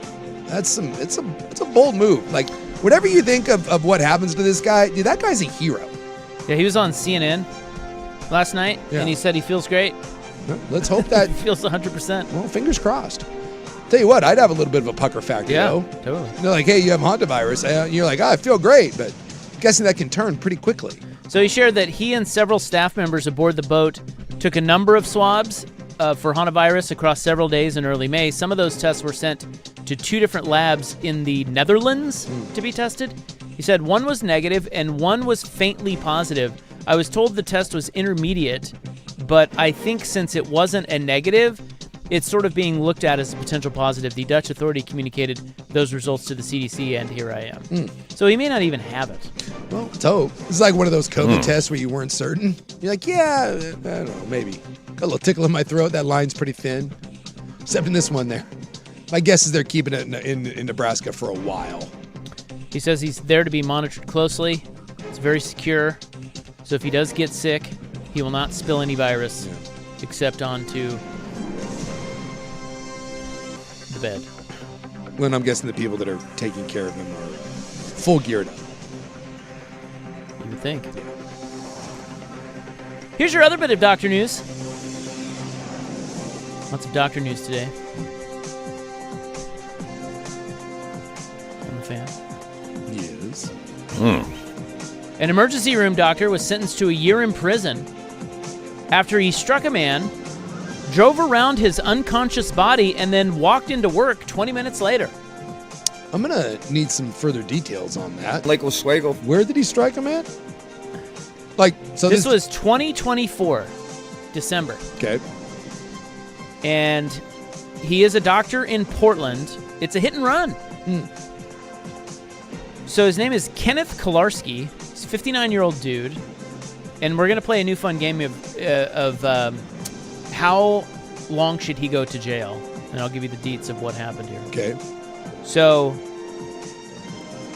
while driving to work the day after Christmas, 2024, Kolarski struck Nicholas Hernandez Mendoza as he was walking across North Pacific Highway near Williams Avenue in Woodburn. Okay. Hernandez Mendoza had... blah, blah, blah. Blip, blip, blip. The story's always jumping around here. 1 second. Waiting. Hernando Mendoza had activated the crosswalk safety lights designed to alert drivers to pedestrians in the roadway before he was hit. After striking him, Kolarski stopped, drove around his unconscious body, and then left the scene. Officers found Hernandez Mendoza in the road. Now, to be fair, when you said he drove around him originally, I thought he drove him around. I thought he picked him up, put him in the back of the car, and was I'll drive That's you around. exactly what I thought. I'm like, what? So he just made a loop-de-loop around him. It sounds like he put him in the car, drove him around, and then dumped his ass. Yeah, but it didn't. No. He just was like, oh, he looks all right, and I got to get to work. I like that he did a circle or two. He just kind of lean out the window. Are you all right? And then you're like, nah, he's unconscious. To be fair, he did have to go to work. Yeah, so he was. So officers found Hernandez Mendoza in the road. He was transported to a Salem hospital where he died during emergency surgery. Oh. He had suffered a fractured cervical vertebrae and a fractured pelvis, and they were unable to stop internal bleeding from his spleen. Now, do we know if he would have survived, if my man would have called 911 immediately? This is the question. Yeah. So investigators then determined that approximately 20 minutes after striking Hernandez Mendoza, Kolarski walked into Legacy Silverton Medical Center Hospital, where he worked as an emergency room physician. Well, you want to talk about a piece of crap? You're an ER doc. Like, you are uniquely qualified to get out there and help the guy that you just ran over. Unbelievable. What a piece of crap. Yeah, so how long? So he's been sentenced. Okay. So how long do you think he should get or got? Well, he should get 15 years. Okay. And I'm guessing he got 5. 5 years?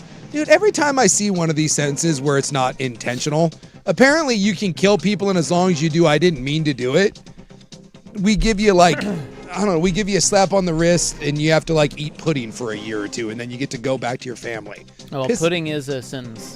It pisses me off. It's ridiculous. He got 13 months. That is embarrassing. In prison. So you get to kill a man because of your own negligence, and then you get to watch him die as you circle his body, casually going to work, and you get 13 months, which means he'll be out in 6. Yeah, he got 13 months and 3 years of post-prison supervision. He pleaded guilty to attempted failure to perform the duties of a driver to an injured person. Dude, look, I don't want to say that vigilante justice makes sense. Uh-oh. But you're about to? Well, I'll tell you right now that and I'm being dead serious, if someone ran over my kid, I don't have kids, I mean, my kids are older, but if some doctor, some ER doctor ran over my son, circled his body and left him to die and got 13 months, his biggest concern should be when he gets out of prison. At that point, he should 100. The safest place for him would be in prison. I cannot fathom how that family goes on knowing that guy is going to serve less than a year in jail, because he will not serve the 13 months. What's weird about it too is, why do you? Okay, you know that they know who hit the guy. Yes. Right. There's cameras everywhere. Cameras they're everywhere. gonna catch your license. You're a doctor. You have a pretty good life, pretty good job. Yeah. I would assume. Yeah. It's an accident. Like you said, you're uniquely qualified to help. But okay, let's just say, you I don't know, for whatever reason you don't. The only thing that you can do wildly wrong right there is leave. Like that. All you have to do is get out, see what's up, call 911, and be like, I'm so sorry. You're not going to jail. No, it's the guilt of hitting and killing somebody is probably terrible. Yep. But you're not going to jail. Well, it makes me wonder, were you effed up? Were you drunk? Were you on pills? You went to work. Were you concerned about that? They said none of that. Someone should be concerned about a family member of him's getting an old truck and Well, and by running the way, that son of a bitch over. The other thing, too, is he now has lost his job. Yeah. And he'll never get hired again. So he's ruined his whole life just because he wanted to make it to work. Are you sure he doesn't get to work again? Well, no, I don't. I'm not sure. But he did lose this job. Okay. Well, yeah, I mean, he's going to jail. Yeah. I wonder, did he lose his medical license or does he get to get out of there and continue his life? Meanwhile, this guy is dead. I just, that does not sit well with me in any shape or form. And yet this happens a lot. Like when there is an accidental death, we get to do a lot of like, well, I didn't mean to. So here's a few months and cool. That makes no sense to me whatsoever. All right, well, there's your in the news, May Yeah. 13, 2026. And by the way, this is On a that good note. point. If this was flipped and a Spanish-Mexican person, because clearly this guy, Woodburn, obviously there's a huge Hispanic population, had a migrant worker hit a doctor in an intersection at Woodburn and killed that doctor and driven away, that guy is not doing 13 months in prison. Oh, yeah. It's just not. I think that's right. It's brought to you by the Advocates, injury attorneys at advocateslaw.com. We've got headlines coming up next. Gulp if you're a Yankees fan on The Fan.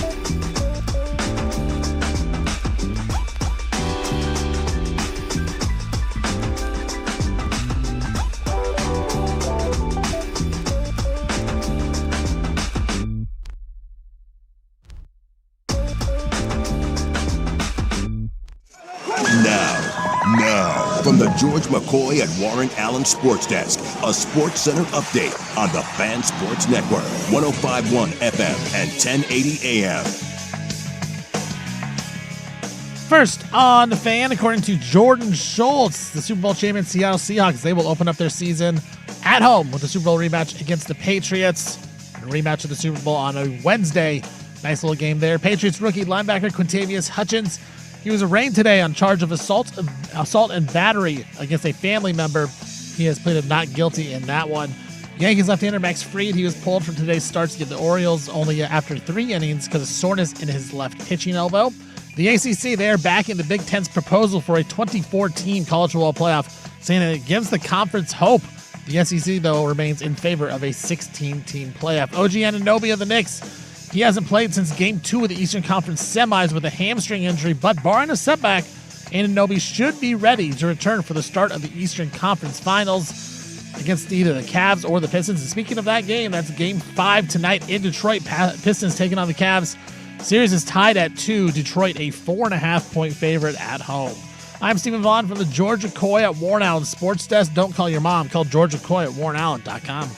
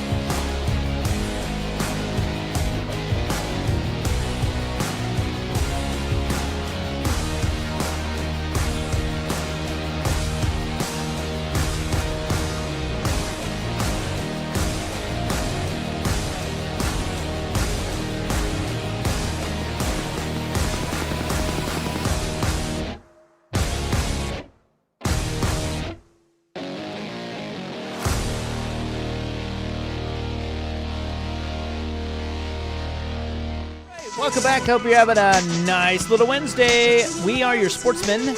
My name is Isaac. Big Sook's right over there. Oh, dude. Stevie Fire on the controls. He's fired up for his the fire drill.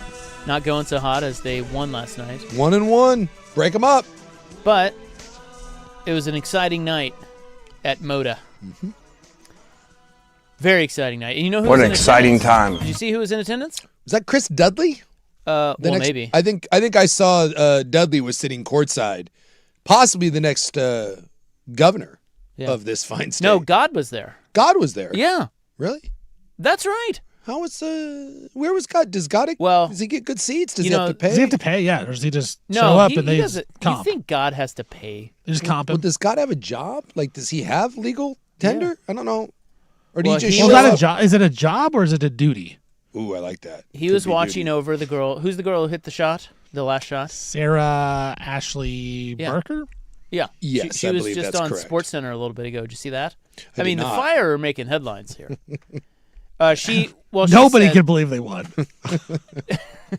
She said that she lost a friend recently or someone close to her recently. Yeah. And so God was looking over her. She was very emotional on the court. Like, Yeah, she was she bawling she was crying, on yeah. the court. Is it possible that God redirected this? Because they drew up a play to get a three that was missed by like 9 feet. Is it possible that God blew the basketball Angels off in the outfield style? Angels in the outfield That's what he does. and went right to her? That's what he does. God reached out to Coach Shawarma, and he drew up a play. That's right. Yeah, I've noticed all of a sudden that old Ashley Barker is getting a lot of attention. A lot of love. lot of love. Well, she's a hot blonde too, which helps. Where's she from? She played at Alabama. Oh, Alabama, that's right. I read that. Where's she from? Roll She from Tide. Alabama? Oh, I couldn't tell you. I don't. She didn't have a southern accent when I was listening to her speak. She to do Spain Park High School, In? Hoover, Spain. Alabama. So she grew up in Alabama. She grew up in Alabama. Okay. She's a Southern belle. Okay, well, that is a shot we will remember forever. Yes, it was a big deal. The first ever win for the Fire. Now That's let's, awesome. we're still in the market for Juju or Zhangji. Listen, I'm not going to lie. as we spoke about yesterday. I think we fired him up with our talk of betting against the Fire because of the fire drill in the tank. I lost $10. Well, Stevie and I won. Yeah. What What did if- you do? Did you bet whole game? I bet whole game. What if Sarah went on ESPN and was like, "Hey, I drove in and was listening to the radio, sports radio. These three idiots. These guys doubted us, I would love motivated that. us." I would love that. Well, actually, I wouldn't love that. I think 'Cause we take credit for the win, to be honest with you. Then Brenna Green would be knocking down our door for an interview, and Suk would say something inflammatory, like he just said, like we take credit for the win, and then all of a sudden we're public enemy number one. I will say, And we can't have that. the media coverage. We're already public. The enemy media number- coverage of the Fire Everyone hates you already. Yeah, is crazy. Like this, it is a fire fest. exactly, dude. This is a freight train from hell. Nick with Krupke's out there. everybody. Everybody is on this. Orlando Sanchez, you got the Hikins of the world out there. Ryan Clark won't Yeah. stop. Like everyone. They're practicing in socks. I mean, you can't say something bad about the Fire. No. You better not. No. I would You never. better not. They're our Fire. They are our Fire. It is kind of odd that we're betting against them. But look, we like money too. We love them both. Yeah. So look, Steven and I cashed bets, and they still won. Yeah, I did That's not. perfect. I did not. That's perfect. I had bet him full game too, so I went 2-1. Now- Didn't win as much, but Listen, I'm not going to lie. I don't know when they're going to post the WNBA point spreads for tomorrow, but I will be refreshing often to jump on the same bet as I had. Because I got the Liberty again. Yeah, Yeah. it's the same you can game. get it right. It's on DraftKings right now. Well, I don't bet through DraftKings. I'm just telling you, the line's out though. Okay, what's the line? 10.5. Oh, it came down It's 10.5 right now. because it was 13. Liberty. The first game was 13. Why is it 10.5 now? The Fire already won. Wouldn't it be higher? What? Well, I Well, mean, I'm saying. So in, the in first theory, meeting, would one game literally change the thought process on what you think of the teams? Well, clearly. Well, listen, they The thought Fire are great now. they thought the Liberty was a double-digit favorite over the Fire, and they still do. But they thought, because the Fire beat them in the first meeting, Yeah. just a day earlier, 4 points. you gain.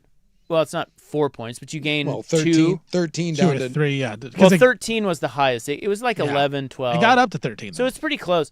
But to me, that's a discount on the first half Liberty. I got him at 6.5 last night. I'm going to take him. This happened a couple years ago when Alabama faced Georgia in the SEC championship game. Remember, Georgia won the national title, but Alabama beat Georgia right before the SEC title game.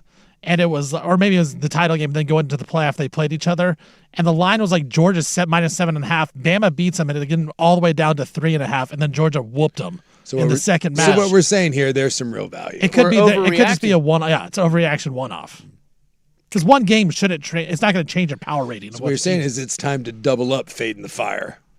I would never say that. I'm but gonna get that sweatshirt. I'm gonna get that Fire sweatshirt. I'm gonna go that late, get that sweatshirt. I wouldn't say that, but I wouldn't say it either. I do not see our Fire as much as I love them, Mm-hmm. and I bleed Fire. I would not say that. I wouldn't say I do it not either. see them winning both of those games against. Look at you of little faith. This is my breakdown. Think of that parlay. If you would have bet Fire money line both games, they win. Oof. Yeah, catching I some would've plus money heat. Quit the job. Well, here's some headlines, things going on today. If you are a Yankee fan, you are not feeling too good. No. They're basically they and the Rays are the only good teams in the American League. I think the Rays are are they in first place? Did they overtake them? Yeah, they did. I think so. The Rays are 28-13. Can we give a little tip of the cap to our Rays as Yes. well? Like, they're always pretty good. Well, they're like, remember back in the day, they're what the A's were like Yeah. 20 years ago. Exactly. Where they don't spend any money. They got a garbage ass stadium. They don't pay anybody, and yet they consistently put together good teams. Pretty awesome what they do. Yeah. The Yankees are 27-17. They lost to the O's today. By the way, Rutschman went yard again. He's having a nice little start. Nice to his bounce season. back. Yeah. Max Fried, the ace for the Yankees, Yep. is going to have his elbow looked at tomorrow. He left early, right? Just after a couple Yeah, innings. 3 innings. Yep. Elbow imaging, the dreaded elbow imaging. Yeah, it never turns out well. Because even if I swear to God, every time that happens and they tell you that it's not a big deal, that they'll be reevaluated in 3 weeks, it's just, Well, with this one, they didn't even say it wasn't a big deal. They Yeah. said, well, we'll just get imaging tomorrow. see what happens. Not good. No. But I love the, we'll rest him a little bit and we'll reevaluate. And then it turns out like a month later, yeah, it's torn. Yeah, that's bad news. Garrett Cole's already out. Yep. Although their pitching's been pretty good. The Trump administration is waiving visa bonds for World Cup fans in a tip of the cap to some fans who will be coming over for the World Cup. Now, I'm going to need an explanation on what the hell a visa bond is. Well, I think he's the one that implemented them, if I'm not mistaken. I may be wrong about that. But they're bond requirements for countries that have high rates of people overstaying their visas. Okay, so you have to give a certain amount of money, and then that makes sense. Yeah, so there's 50 countries on there, on the list. And if you come to the United States, you're from that country, because there are security issues and people from those countries are overstaying their visas, you have to pay $15,000. Yikes. To the U.S. to come here. So you have the most expensive ticket in the world. Have you seen the prices on some of these? Oh, wait. Whoa, hold on. What he is doing is he's saying if you can show that you have World Cup tickets and you're from any of those 50 countries, we're going to waive it. You don't have to pay $15,000. I was going to say, because like some of those tickets are insanely expensive. Like it's ridiculous. And then on top of that, you got to put down a $15,000 bond. That'd be brutal. And then the airfare and hotel. Some of the ticket price, like I was like, yeah, I'm going to try to go catch a game up in Seattle or Vancouver, but I don't know. Maybe some of those will come down. What are we paying? What did you look at?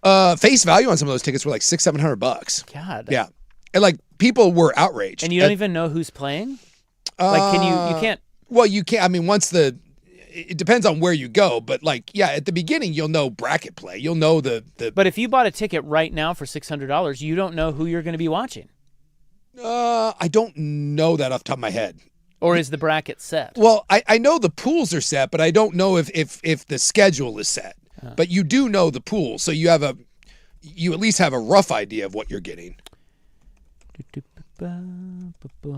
World Cup June 11th through July 19. Yeah, it's right on the corner.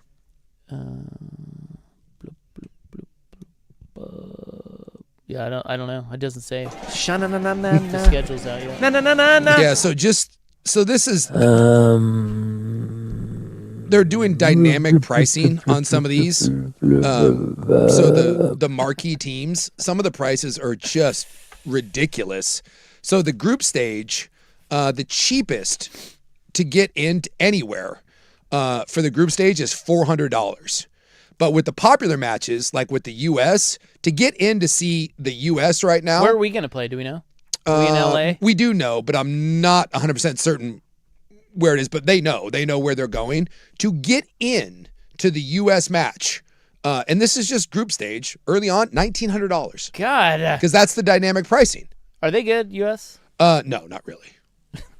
Fantastic. Semifinal tickets. No. So the semifinals are in Arlington. Would you care to take a guess? Arlington and Atlanta are the two semifinals. Semifinals. So World Cup. I mean, dude, that's World Cup semis. It's got to be like $3,000. 11,000. Whoa! Just to get a ticket? Tickets for Arlington are 11,000. For Atlanta, 10,000. And the finals in New Jersey. Ask you a question. Would that be worth it to you? No. You personally? No. That's insane. You're going to the semifinals of the World Cup. That's a once in a lifetime thing. Dude, that's like used Civic. Like $11,000? That is a used Civic. No, man, that's. I could use a Civic. That's ridiculous. So the finals match in New Jersey. Oh no. The good seats to that. New Jersey. So the get-in price. So they're playing at MetLife. Yeah, they're playing at MetLife. And by the way, the NFL players are super pissed because they've been bitching about turf all the time, especially at MetLife. And they swapped it out for They swapped it out for grass. Soccer players? Yeah, no, the World Cup will not play on artificial turf. Right. So, yeah, all those stadiums that are hosting it have torn up their real grass or torn up their artificial field, and they're putting in real grass. And guess what happens as soon as the World Cup leaves? They're not leaving it? No. They're tearing up the grass, and they're putting in turf. God. Yeah. What an FU. Yeah, so people are really pissed. So average price we mentioned for Arlington and Atlanta were 11 and 10,000 for the semis. So the final. The get-in price for Jersey, the get-in price is $11,000. Oh, wait, I thought that was what it was for No, that's the average price for Atlanta and Arlington. The get-in price for New Jersey is $11,000. All right, what's the average price? Well, if that's the get-in, they are saying for a good seat to the final, you are looking at $32,000. Wow. And then if you want primo seats, it may run you six figures. So it's basically like F1. This is Monaco, yes. Yeah, it's all just rich people. Yeah. So, I mean, Or corporations. and some of the stuff that they're doing, like the bus, like they are just bilking people left and right. So obviously you're not going to be able to get to MetLife and park. So a train ticket to get there to and from is going to be $150 to take a train to get to MetLife Stadium. Like the normal train, you just hop on and pay like $8. Yes. $150. The subway. Yeah. $150. And the shuttle bus fare, I believe, was like $100. So they're like, okay, you don't want to pay to park. Cool. We'll just jack up the prices to everything. And so everyone is just like killing them on this, but they're calling it dynamic pricing, and everyone else is calling it being an a-hole and sticking it to everybody. Like Well, it is dynamic pricing, but Well, you're talking about because the USA plays in Seattle in the knockout. Oh, they do? Yeah, in pool play. They have those schedules out. They will play in Seattle on June 19th to get in. okay. $1,000. Who do they Play Australia. Okay, so they do have the schedule. Yeah, so their first match is against Paraguay, and they play in California, Inglewood. Okay. So that's what, SoFi? yeah. And then they'll play at Lumen Field, and then they play at SoFi again against Turkey. Ooh. And that's the round robin. Okay. I mean, It's a lot of money. I'm not going. no, that's my thing. But it would be cool to But go. you could get up to Seattle if you really wanted to see Yeah, USA they're play. close. They're close to us. Well, I was jazzed. I figured Seattle or Vancouver. I'm like, I could find, but I am not. I mean, even if you're going last minute and trying to weasel in, like you can go and find a decent price. I don't know unless this thing just crashes out and there's just empty seats and there is a massive backlash, because that does happen. There are times where people price tickets so high, and this happened in Vegas. Remember the F1 when it came to Vegas? Those seats were astronomical, and they had all these giant ticket packages, and they didn't sell. And people were saying that if you just walked up, you could get a dirt cheap ticket to that F1 race in Vegas because they overpriced it. So maybe there's an element of that, Yeah, I'd wait. but you're also dealing with people coming from all around the world. yeah. So, but when you play, I'd have a hard time seeing that this isn't sold out at every place. Well, yeah, but when you play Paraguay, like how many people from Paraguay are coming over? You know, Turkey. Yeah. or is it mostly just people in Seattle that have a bunch of money? But look, I know these are expensive. LA. These are expensive tickets to the World Cup, but they were. I read an article a while ago where they were comparing like what it's been other places, and I get it, the U.S. is different than Brazil, but dude, these ticket prices, this is not normal for the World Cup. This is uniquely us. Yeah, we're gouging everybody. Yeah, we are screwedy over everyone. USA. USA. That's right. You want to come here? You got to play big boy ball. You got to pay your whole house off.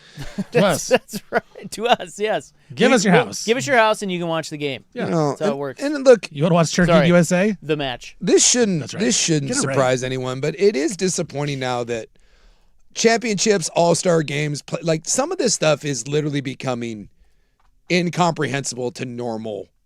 And I'm like, even just normal middle class that you do pretty well, like this stuff is just it's not a thing. Kind of got screwedy over. Think of the college football playoff. I mean, Yeah. this is Same- crazy. yeah, If same you thing. could, so Steven, do you have a college football team? You don't, do you? You're not a No, I don't. okay. Big Sook, Yeah. you're a BYU fan. Yeah. I'm going to tell you right now, BYU can win the college football championship, but you have to pay $50,000 and you have to be there to see it. No. Are you paying that? Zero chance. They're going to win. Zero. Zero chance. Zero chance. Zero. Wow. I mean, they're not. Probably If you take- guarantee it, I think a lot of people would do that, though. that's what I mean. That's what I'm saying. Like they would Would find you- a way. Would you pay $50,000 to watch the Ducks win a championship? If I think a told lot you- of fans would. No, it ain't me. If I told you plunk that down, they're gonna win. You're gonna be there, but you have to pay $50,000. Yeah, I mean, look. Yeah, I think a lot of fans would too. Yeah. Right. Well, look, I enjoy sports as much as the next guy, but you know, do people realize like if the Detroit Red Wings win a Stanley Cup, I don't win the Stanley Cup. Like, I don't get to carry the cup around. I don't get it for a day. I don't get to get laid with the Stanley Cup. You can buy like $100 T-shirt. Yeah, exactly. Like that doesn't. I will not understand that. Like I love being a fan, but I will not understand the people that. And look, if you have more money than you know what to do with, that's fine. Whatever you're the BlackRock CEO, you want to write that check. But to the average guy that spends $10,000 to go to a college football playoff game, between flights, it's, you know what? I'll save my $10,000. I'll go on a nice vacation, and I'll sit at home and I'll watch and I'll cheer. But we're not doing that. So 5 countries qualified for the World Cup that are on that list where you have to pay the bond to get into the U.S. Algeria, Cape Verde, Ivory Coast, Senegal, and Tunisia. So they will all be waived. But you have to show your tickets. Yeah. You have to prove that you have tickets if you're coming over here. That's a tough pill to swallow. All right, coming up next in the malfunctioning epiglottis, let's take a look at some NFL scheduling news on The Fan.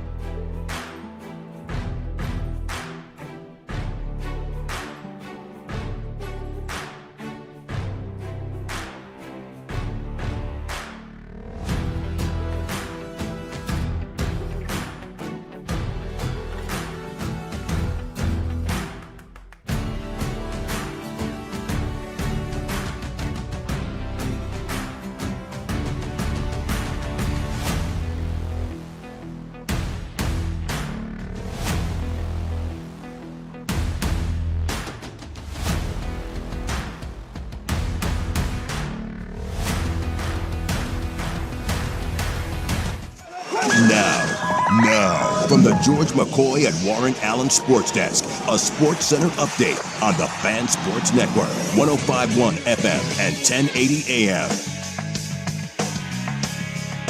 First on the Fan, Miami Dolphins and running back Devon Achane, they have reached to agreement today on a 4-year, $68 million contract extension that will include $32 million guaranteed for the running back. According to Jordan Schultz, Seahawks are going to open up their 2026 season at home with a Super Bowl rematch against the New England Patriots and Mike Vrabel. It'll be a Wednesday night game. And the Patriots rookie linebacker Quintavious Hutchins was arraigned today on charge of assault and battery against a family member. He has pleaded not guilty. ACC, they're backing the Big Ten's proposal for a 24-team college football playoff, saying that it gives the ACC hope, while the SEC, they remain in favor of a 16-team playoff. OG Anunoby of the Knicks, he hasn't played since Game 2 of the Eastern Conference semis with a hamstring injury, but barring a setback, Anunoby is expected to return for the start of the Eastern Conference Finals against either the Pistons or the Cavs. And the Pistons taking on the Cavs right now, Game 5. And that one, we are midway through the first quarter, game tied. Pistons were a 4.5-point favorite coming in. I'm Stephen Vaughn from the George McCoy at Warren Allen Sports Desk. Don't call your mom. Call George McCoy at WarrenAllen.com.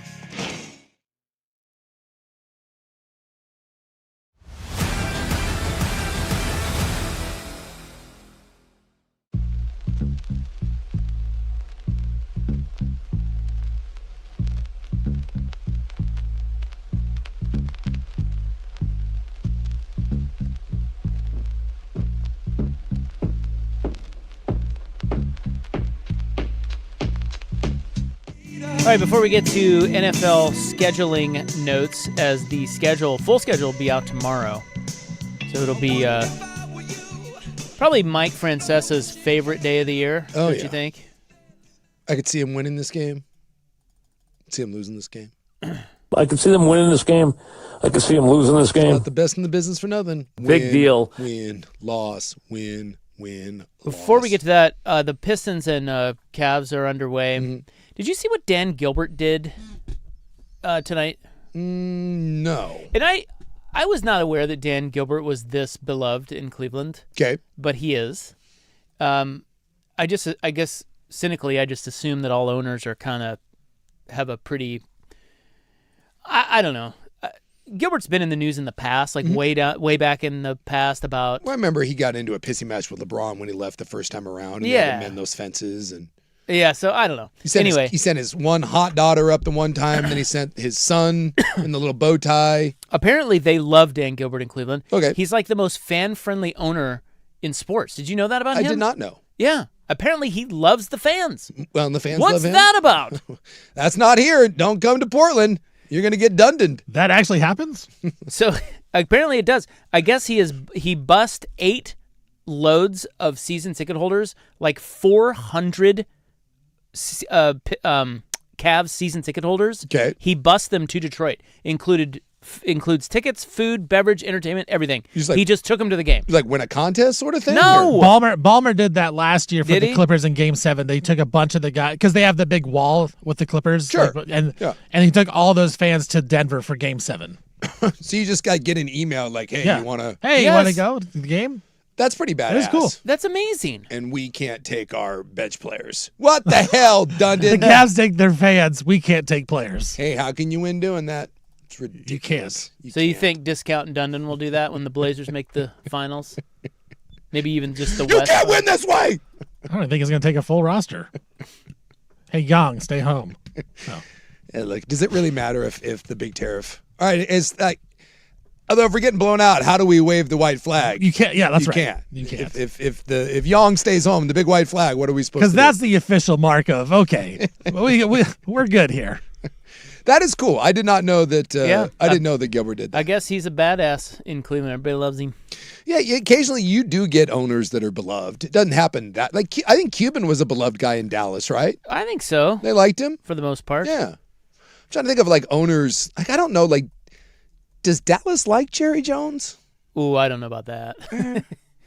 You know, the Royal, I will say, is my little narrow view. Sure. Ewing Kauffman used to be called Kauffman Stadium. Sure, yeah. That guy, he was a king there. Yeah. I mean, he loved the Royals, family owned, him and his wife.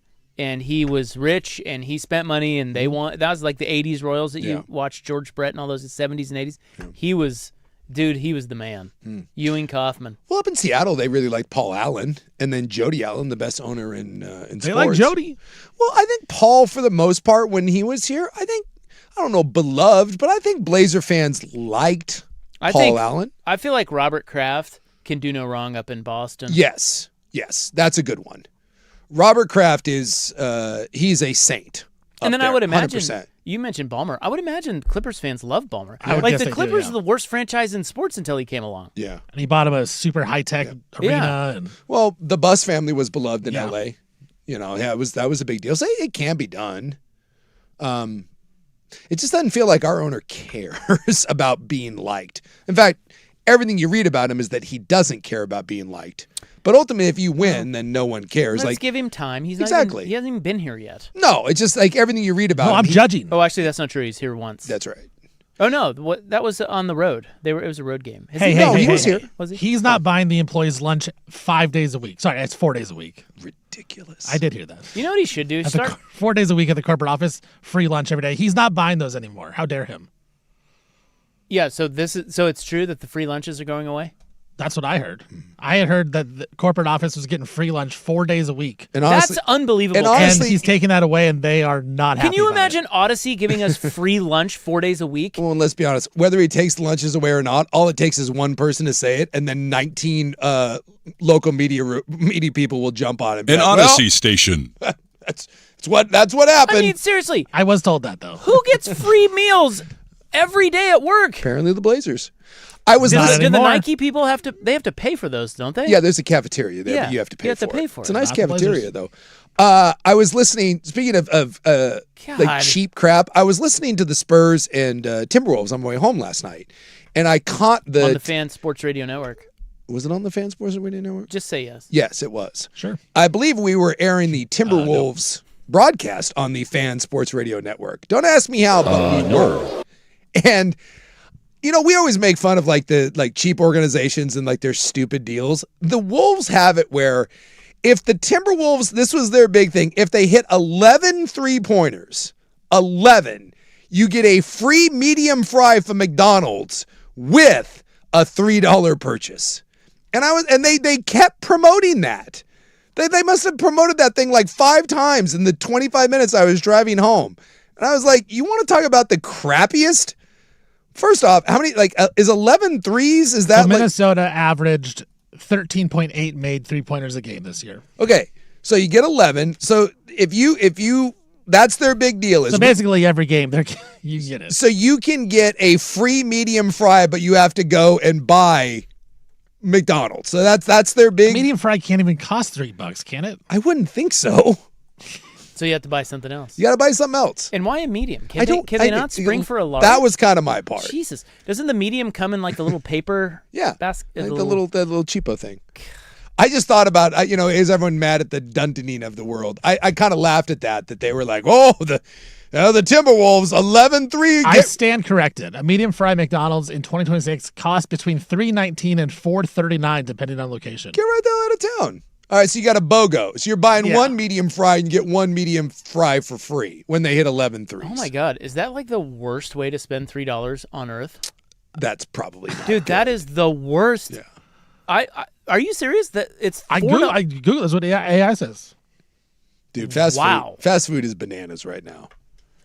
Which once again, Yeah, I'm looking at it right now. Small French fry at McDonald's $2.89 oh my God. for a small. Okay. Well, I'll tell you right now. stunned. I'll tell you right now, Dundon, if you want to get the fans on your side, my day. there's only one way to do it. Free orange chicken. Orange chicken. That's Orange chicken. 100 points. How about 11? Well, don't do 11 threes because we can't shoot. Yeah, no. 100 no. points. Free serving of orange chicken. Not with the purchase, you sons of bitches. Just Just a little small thing. free orange to me. chicken. If the Winterhawks can hand out free Chick-fil-A, you can hand out free orange chicken. Get Peggy on board. I'm still blown away that the Blazers get 4 free meals a week. Not anymore. Why not 5? Hey, That's kind of dumb. Hey, Well, Friday's an optional work day, probably. I would love to know when old Tommy came into power, I would love to know what was the first thing he saw where he was like, It's got to be the two mascots. is that, yeah. He saw the Blazers have two Oh. mascots, and he's like, what the hell is this? Bro, I'm going to put free lunch for everyone 4 days a week at the top of that list. I know he hated that. I would love an on it, and you will never find out. Maybe see, you know a lot of people over. See, I'll talk about I just because you know that he just. We have my gal's company has a suite over there they do for clients and stuff, and so they know some people over there. And I guess when he took over, he went to every part of that arena. Like he went to every suite. He went and looked at what happens at the 300 level. He went to every food. He stood in lines. Like he is one of those guys that wants to know every single aspect of what this is and how it can be run better or more efficiently or whatever. So during that process, there was one thing above all others that pissed him off where instantly he's like, that ass ain't happening. And I would just love to know what it was. Was it something about the popcorn? Yeah. Was it a bathroom? Was it the free lunch? I just want to know. The two mascots. Yeah, people that have been in meetings with him have said that he just asks a ton of questions. Like he just wants to know everything about everything. Yeah. Which is That's good. that's nice. I actually like that. I'm with you. The two mascots of the free lunch have to be pretty high. He's like, wait, what are we? What are Why are we? there two guys out what are there? we paying You Doug are for? telling me that everyone here gets a free lunch 4 days a week. That's what you're telling me? Yes, Tom, that's what we're telling you. Yeah, well, that's over.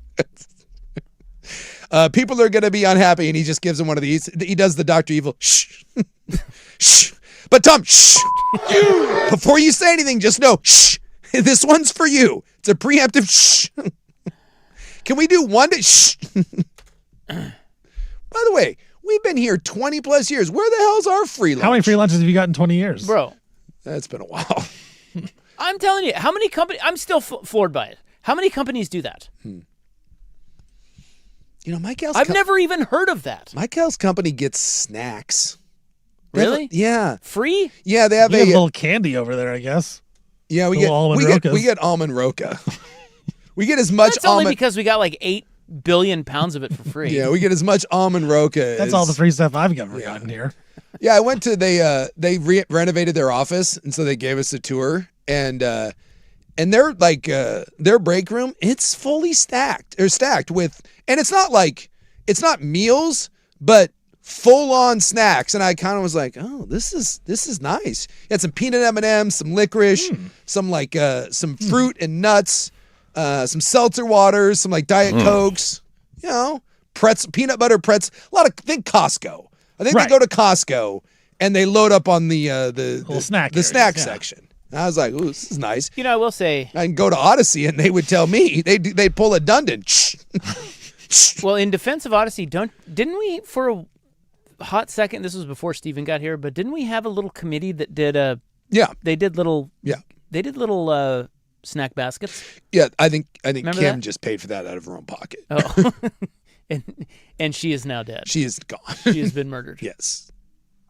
I think she, the story that I've heard on that is she was spending that on her own, and she thought that like it would last a month, and I think it lasted like 3 days because there's certain people around here that would, I was going to say, I think we learned here a Yeah. couple weeks ago. yeah. Apparently, Yogurt. if you put out some yogurt or some granola bars, people were taking them home.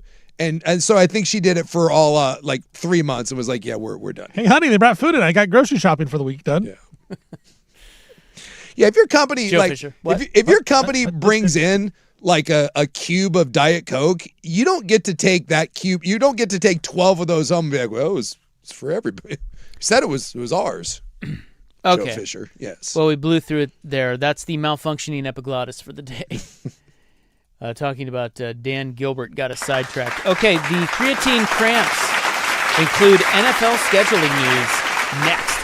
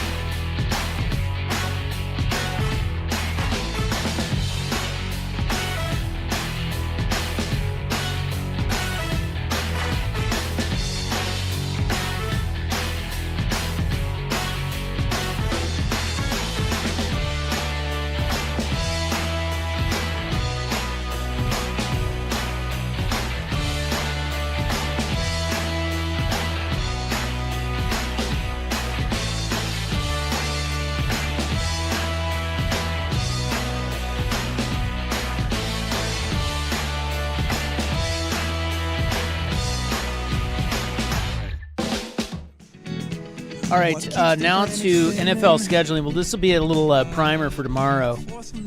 This, by the way, the creatine cramps segment. Mm-hmm. So I guess they're releasing the schedule tomorrow, and it's going to be Thunderdome, and you're going to get all the, all the talk. And Well, I mean, some of them have already been leaked. I mean, well, I know that's true of every year. you can't keep these things under wraps. But the whole thing will be out tomorrow. Yes. What we know so far is that the Seahawks will play on Wednesday, September 9th to open the season. Yes, Wednesday night, which most importantly means we will not work because the Seahawks will be on the Fan. We don't get free lunch, damn it, but get that Wednesday off. I'm going to go to that lake. Patriots will be in Seattle. Yeah. So it's a Super Bowl rematch, Wednesday, September 9th.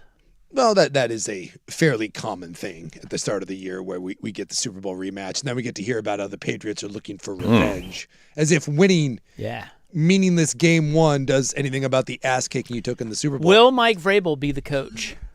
I think so. I think that story is finally kind of dying down and coming to a conclusion. Well, Rossini and her husband kissed. Yeah. Dude, that thing was so staged. They're like, hey, look at us. It's like when Michael Jackson made out with Lisa Marie Presley. He's like, oh, yeah, look at us. We're in love. Well, there was I don't know if it was TMZ, but maybe it was the Page 6 people. Yeah. They had a story. They were interviewing people that live around Diana Rossini and her husband. And they said, look, they're not in hiding. Like they're out and about. Maybe they're just swingers. Living their life. Maybe. You know what? That's a great point. Maybe it's just an open bottom policy. Although you know what I mean? The private investigator is a little weird. It's like, well, you know. Whoever has that broadcast needs to hire Rossini. Put her on the sideline for that game. Game one. Give her some comp tickets. Yeah. Like right behind the bench. Right. Well, because that's in Seattle, right? Yeah. There's going to be there will be so many fun signs at that. Seattle, the 12s don't disappoint me because there's going to be some fun things. Work on it right now, Seattle. Let's go. Yeah. Start the process now. Brainstorm a little bit. You can use AI if you want. Come up with some fun stuff because you should lean into that. So the next night is Thursday, September 10th. That's the Rams-Niners game in Melbourne, Australia. Yeah. Sunday of week one, Cowboys-Giants is Sunday Night Football. That's in New York. And then the Monday night game that week is Broncos-Chiefs in Kansas City. And do we get Patrick Mahomes or Bo Nix? Or do we get, I don't know. Do we get some Stidham City again? That's a good point. Who would it be? It would be Stidham against Justin Fields. Yeah, Fields is there now. The Chiefs signed Fields? Yeah. Oh, I didn't see that. Yeah. I feel like that means Mahomes will be back, though. They were saying he could be. Yeah, they were saying that. I think that's the. You could also get a lot of people. Derek Nussmeier. No, just people. Oh. Well, I just think that's the belief is that they're pushing for that. But if you're Kansas City, you're not going to rush him back. And I think the same thing with Bo Nix. Who would have thought that I think there's a better chance that he's going to play than Bo Nix. That Bo Nix thing is weird. I think there's more to that down in Denver than they're letting on. There's weird stuff down there. The week 2 Thursday nighter is Lions at Bills. And Buffalo will be opening their new stadium. Is it Highmark? Highmark, yes. By the way, the photos of that and like the early reviews, they're saying that thing is spectacular. That thing's getting rave reviews. And kudos to Buffalo for not doing the cowardly putting a dome on that thing. Yeah, they said that. So it has an open air design, but it has significant coverage for most of the fans. So it says there's a canopy that covers 64% of people who are in attendance. Yes, there's definitely an overhang, but it is an open field stadium. And it's a ballsy move. One of the reasons why everyone wants artificial turf and they want covers is that you can have other things come through there. When you're in Buffalo, no musical act can come through there in the cold months. I mean, you've basically rendered your stadium meaningless for 6+ months out of the year. And that's a bit surprising. Most people are going to some form of coverage so you can put more dates in there. And that's also why everyone has artificial turf. People think artificial turf is like it's a cost thing. And look, some of that may be true. But ultimately, you can't keep grass when you have concerts and other events that roll through there. So that's why they have artificial turf. By the way, the Bills are going to grass. Yeah. At this stadium. Yeah. So again, kudos to Buffalo for actually thinking about players and the fan experience and not about They built a football stadium. Yes, they built a football stadium as opposed to let's see how many like Rihanna and Morgan Wallen shows that we can get through there. Like kudos to them. So it's another reason to like the Bills. Your international games, there are 16 of them. Yeah, there's so many. You've got, as we mentioned, Melbourne, Niners, and Rams. Rio game is September 27th. That's Ravens Cowboys. That's pretty good. Yeah. Well, look, the international games have been getting better as opposed to back in the day when they gave us Jacksonville. The 3 in London, October 4, Colts Commanders. October 11, Eagles Jags. And then October 18, Texans Jags. Yeah. So the Jags play back-to-back weeks there. Well, the Jags don't have a stadium. So they're playing their game. They're renovating whatever hunk of crap they have in Jacksonville, which I've played there, and it is a hunk of crap. So they're playing in Orlando this year, and plus they kind of were the poster child for international games, so that makes sense. By the way, I said 16 international games. There are 9. Apparently, I cannot add. Like by even. I thought they had little. more. I thought they had 16 seemed a lot, but I thought they had more than 9. Paris, October 25th, Steelers Saints. Yeah. Can I just apologize in advance to the fine people of France? Steelers Saints. Yeah. Get ready for Aaron Rodgers and whatever version of Rodgers and Tyler Shuck. Cool Madrid, uniforms. Spain, November 8th. Bengals Falcons. Maybe. Munich, November 15th. This one's tasty. Patriots Lions. Yeah. And by the way, the Germans freaking love the NFL. Yeah, they had some games last year, didn't they? Yeah, they've been there for a couple years. That's a huge market for the Yeah, NFL. don't they sing like Sweet Caroline? Yeah. And yeah. stuff. I don't know why, but it's a big deal. Or no, over they there. sing I thought it was Sweet Caroline. No, I think Is it it's- Don't Stop Believing? No, I it's think one of those cheesy. No, it's the John Denver song, Country Roads. Oh, they do Country They Roads. sing Country Roads. I remember they have one of those American sing-alongs that made no sense of why they sing it.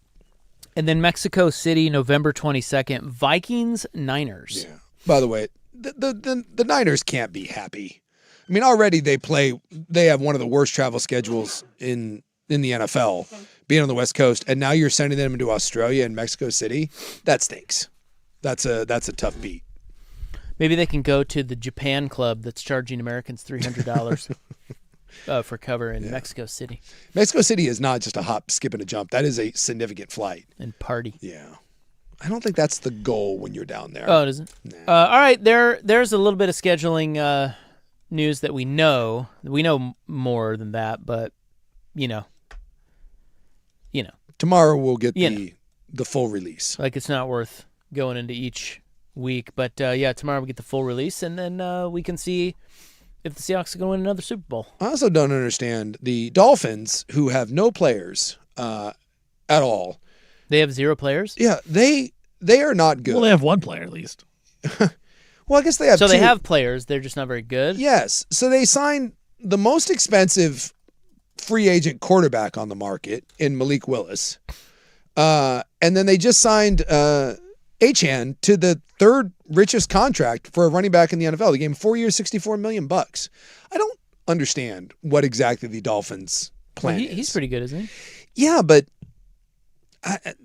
of all the places that you're going to spend money when you're going to be bad, like spending money on running backs when you don't have a good team is not the best use of your money, but I guess you got to spend it somewhere. What do you know? Well, I know that the Dolphins aren't very good, and I don't really see the plot going forward. It's a bit confusing to me, but we shall see. The new one will be, what are the freaking Dolphins doing? I don't quite understand. All right, let's move on to the club. Let's see what we have. We have more airplane news. We've got some turbulence. Okay, just Yeah, no, that's it. that's End it. of sentence. Yeah. Full stop. I've had some turbulence. It's no fun. No, Does anyone like turbulence? Can you sue for severe turbulence? Oh, Have you ever asked that question? well, I think that's a question for the advocates. And how to ruin your life in 10 seconds. Coming up next There's lots of ways for that. on The Fan.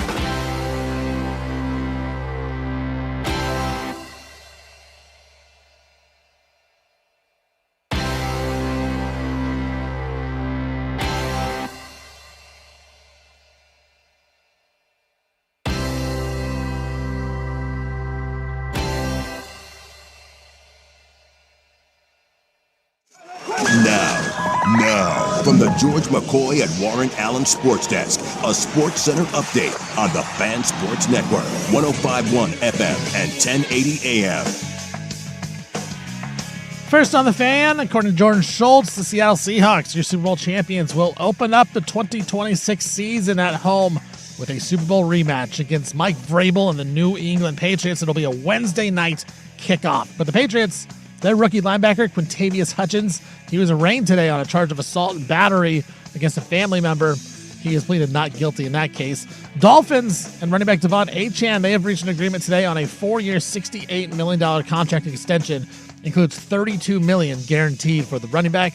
The ACC, they say they're back in the Big Ten's proposal for a 2014 college football playoff, saying that it gives the conference hope, while the SEC, they still remain in favor of a 16-team playoff. Knicks forward OG Anunoby, he has not played since Game 2 of the Eastern Conference semis with a hamstring injury, but barring any setback, Anunoby is expected to be available for Game 1 of the Eastern Conference Finals between the Knicks and the Cavs or Pistons, and that's tonight, Game 5. Right now, midway through the second quarter, Pistons up 47-40 on Cleveland. That series is tied at 2. I'm Stephen Vaughn from the George McCoy at Warren Allen Sports Desk. Don't call your mom. Call George McCoy at warrenallen.com. This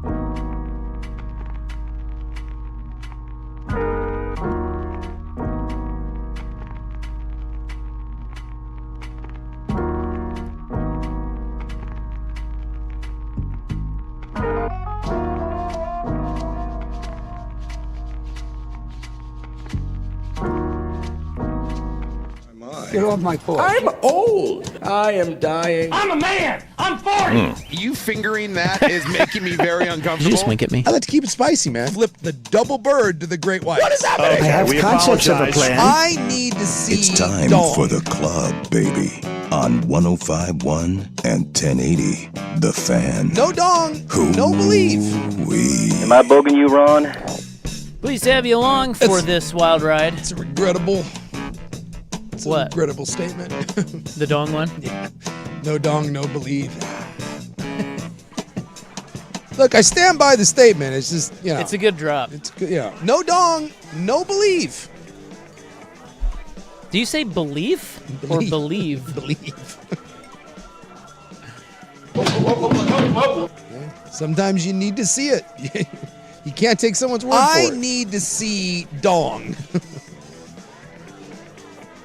That guy that's always bragging about how massive he is. You're like, man, sure brag about it an awful lot. Sometimes you got to put up or shut up.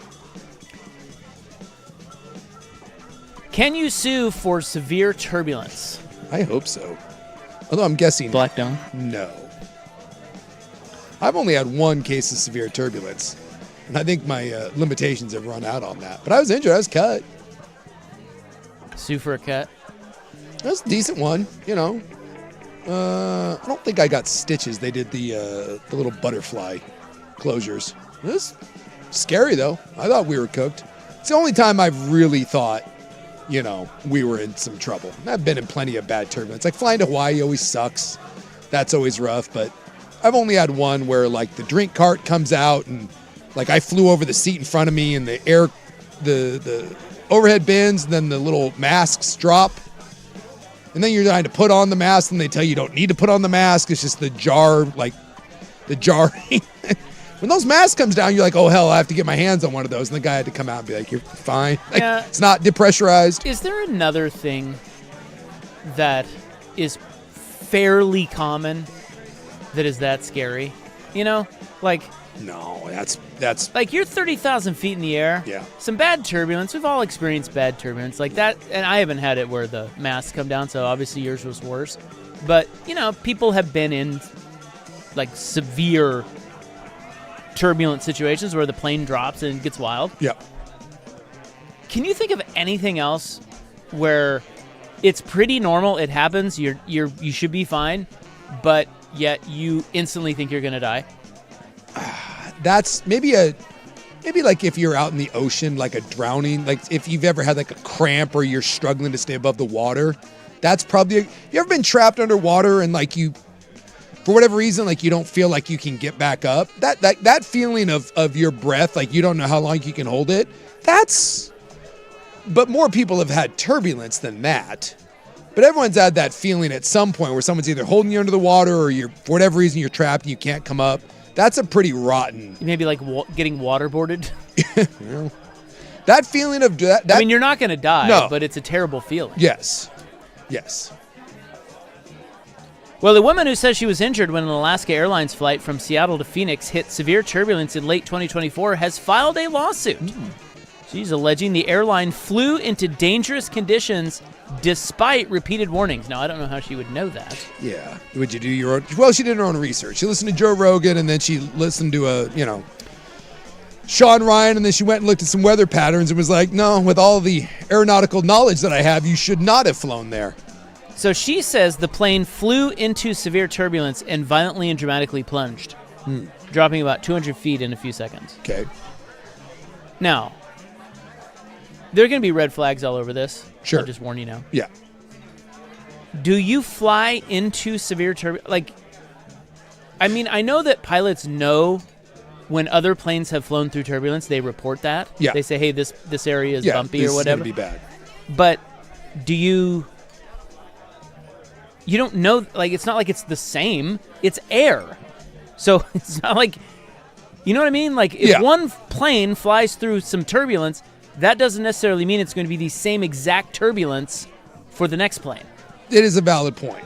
That and some of the times you can't really avoid it. You can try to, like, right. There's a reason why there's turbulence. The guy comes on and does he can't fly around it. He's going to we're going to try to find some smoother air, but you are going to have to deal with bumpy air. You can't, just because of turbulence, you can't divert an hour out of the way. You see, especially when it's a big pile of it. Yeah, it's just a weird way to say it. The plane flew into severe turbulence. Well, yes. Yeah. Planes fly into turbulence. That happens. It's not like they're trying to avoid it. It's like, oh, he takes a hard right to piss off the passengers. Yeah, watch this. Screw this. There's some turbulence over there. I'm just going to fly right into it. That's not how it works. I know that. I don't believe that is how it works. But this lady doesn't want to hear that. Passengers and flight attendants were seriously injured in what the lawsuit described as an uncontrolled fall.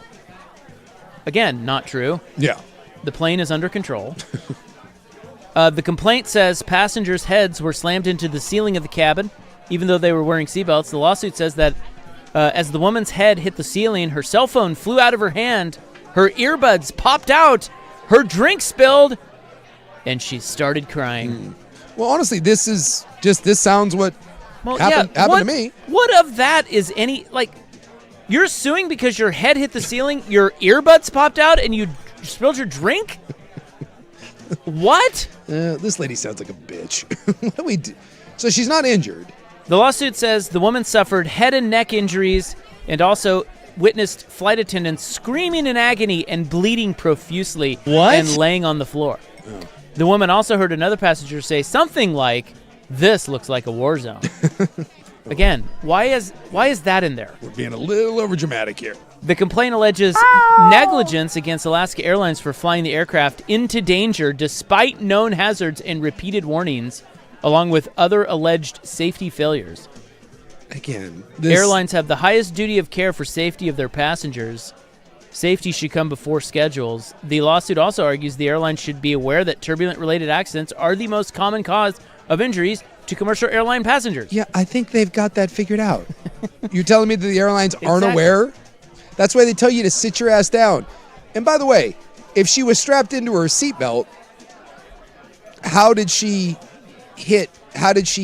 Well, you can be in your seatbelt and still hit the...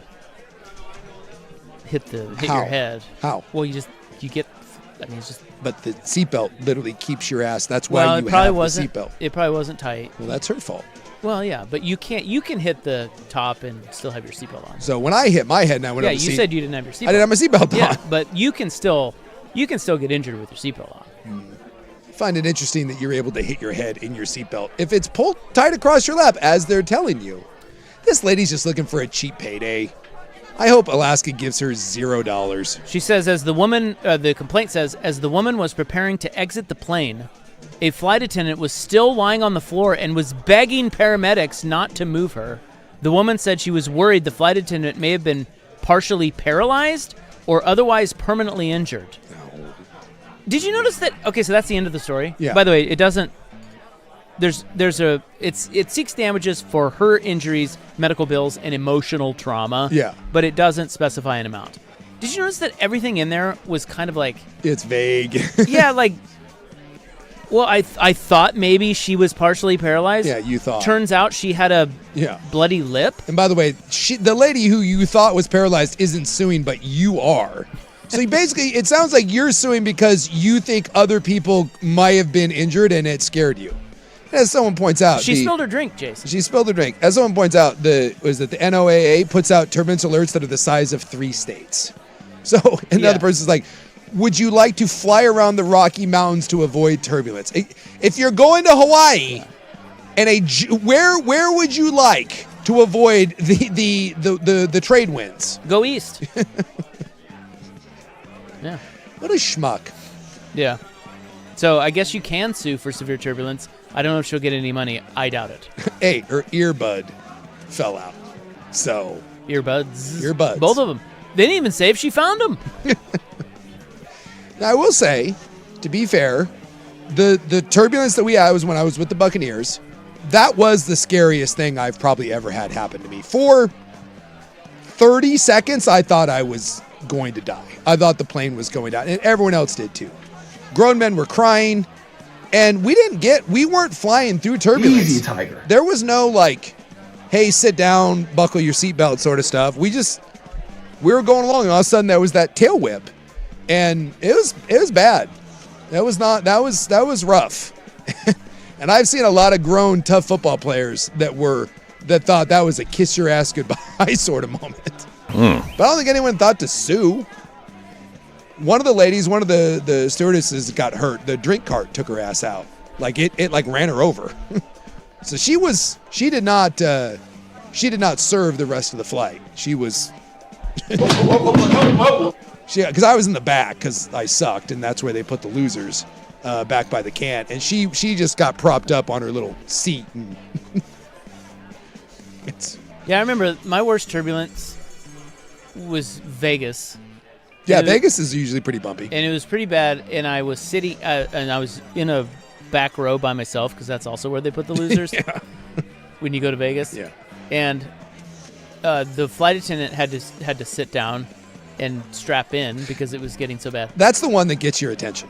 Yeah, and so when the flight attendant. So she straps in right next to me, and I ask her on a scale of 1 to 10, how bad is this? Because I'm gripping, I'm holding I'm like, whoa, this is rough. She goes 4. Yeah. I'm like, you bitch. Yeah, it was nothing to her. Well, but that was the worst for me. I don't ever want to go. I don't know what mine was, but it was not a 4. Like there was genuine. Look, if the mask comes down, I mean that's got to qualify for a 6. That's legit right there. Or a 7. That's a passing grade. That's a 7. Yeah. I just remember blindly grabbing at the mask, trying to put it on, and not being very good, at it. And it was so like when he came on and started apologizing and said the masks are not required. You're like.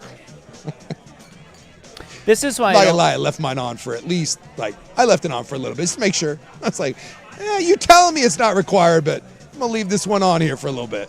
This is why I don't pay attention to the pre-flight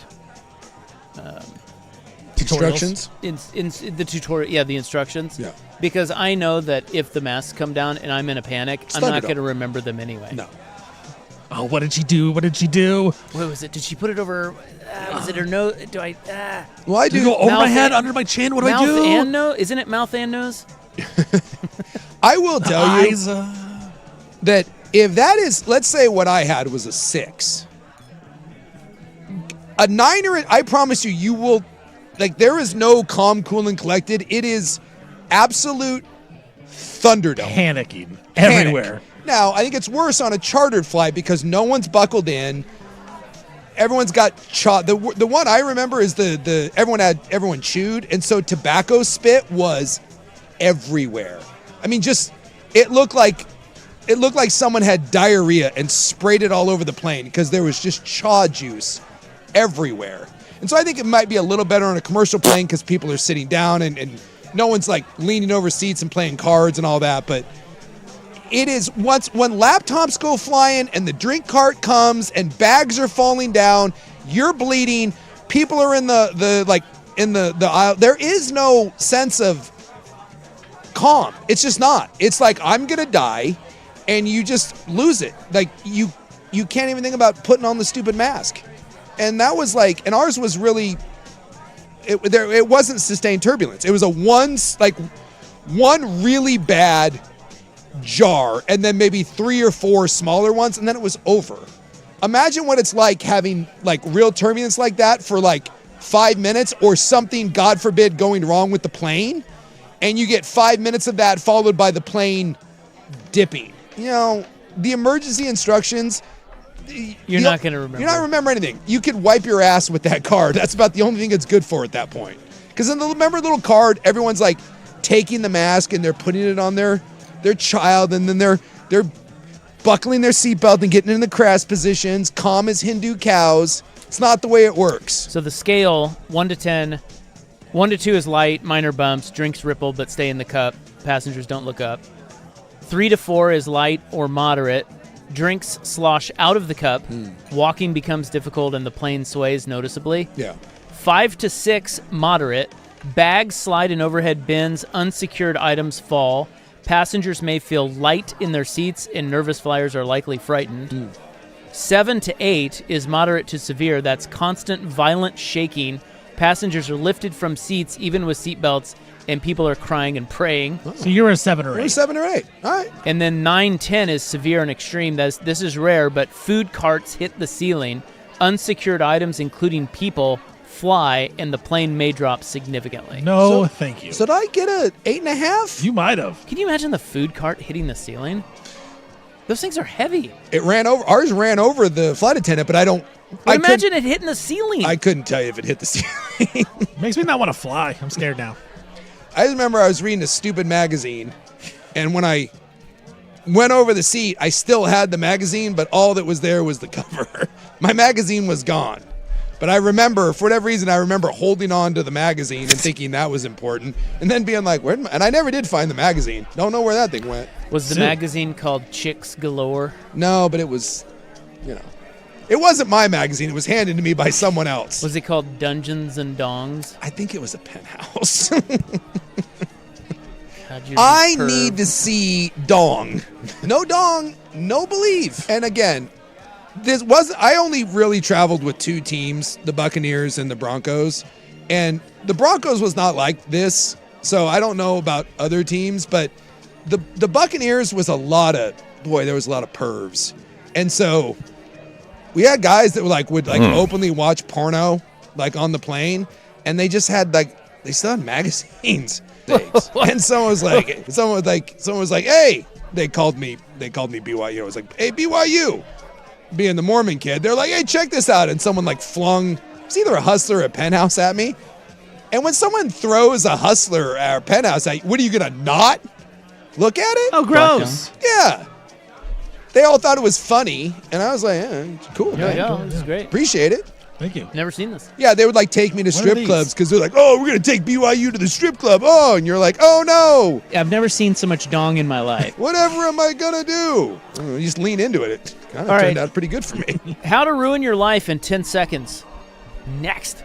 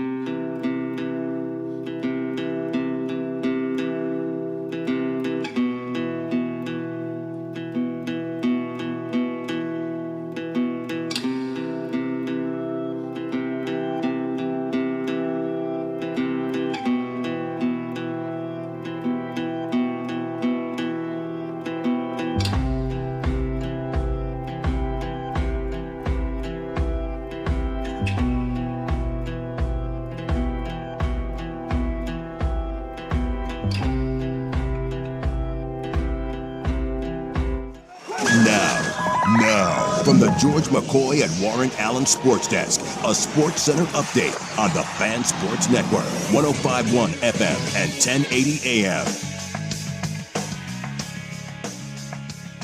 First on the Fan, according to Jordan Schultz, Seahawks, they are going to open up the 2026 season on a Wednesday night at home against the New England Patriots. It will be a Super Bowl rematch for those two. Patriots rookie linebacker Quintavious Hutchins, he was arraigned today on a charge of assault and battery against a family member.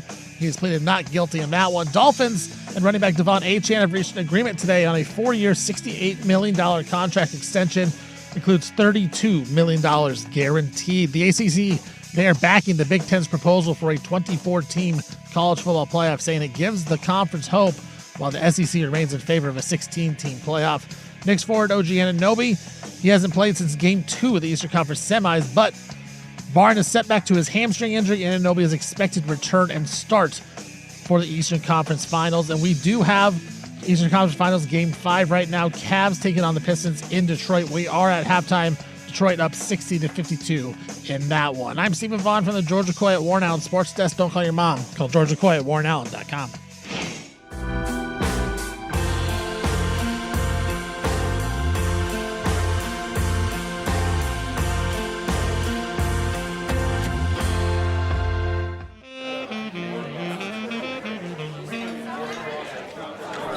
Yeah, coming up, I got the the latest on what's going on Epstein Island now.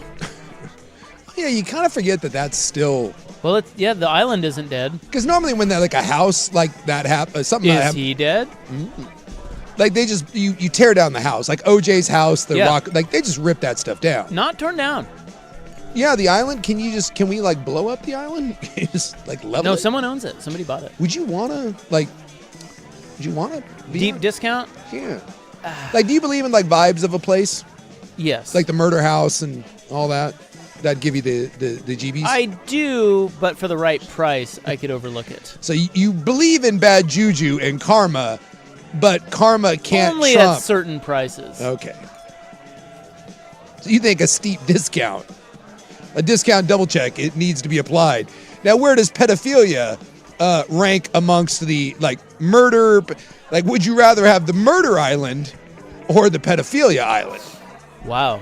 I'm gonna go murder. Yeah, murder. I don't think it's really a question, actually. Really? Yeah. No, that's not close. Because there's no murder. I could deal with ghosts, like with murdered ghosts that live there, but just knowing that pedophilia happened there, I don't know. I couldn't. Yeah, you're talking about vibes. Yeah. Yeah, the vibes. The vibes. Hey, remember what Megyn Kelly said? It's not like these kids were 8. She said that on her show. Well, I didn't think of that. Now I got to rethink. Thanks, everything. Megan. Nice mental gymnastics. Yeah, I don't hate my kids. I love my kids. I hate being a dad. We're going to start them at age 8 and groom them. Ugh. It's a drop for everything. All right, so we've learned something. Murder Island, better than Pedophilia Island. I wouldn't say better's not a good word, but... Lesser of the evils? Yeah. Like, I mean... Okay, how about this then? give this. No pedophilia, but sex trafficked island. Murder, sex traffic. No underage. Everyone that was trafficked against their will, but above age. So sex trafficked island, murder island. Same price. I think I would take the sex trafficked I'm going to go island. sex trafficked, yeah. Yeah. Yeah, the murder's sandwiched in the middle of those. Yeah. Yeah, murder's tough, but pedophilia trumps it. Yeah. Sex trafficking. Sex trafficking. Look, sex trafficking of above 18-year-olds. I wasn't involved. I can sleep well.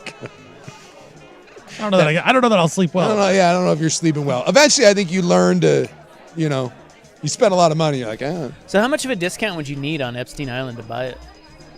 Well, I think I'm probably that's a bit out of my range, but No, what if they said, look, Secanic. You can turn it into like an amusement park, though. Hey, come visit. Amusement park? Like, come visit. People would pay to go visit. People would. They give out Jeffrey Dahmer tours. Yes, that's what I'm saying. Like, you get boats to get out there. People are lining up and reservations. And are remember, Frank Reynolds said It was only like 5% of that island that ruined it for the rest of them. Everything else there, the snorkeling was elite. So, I'd say. Would you buy Epstein Island for $350,000? Okay, if I was like, yeah, I would.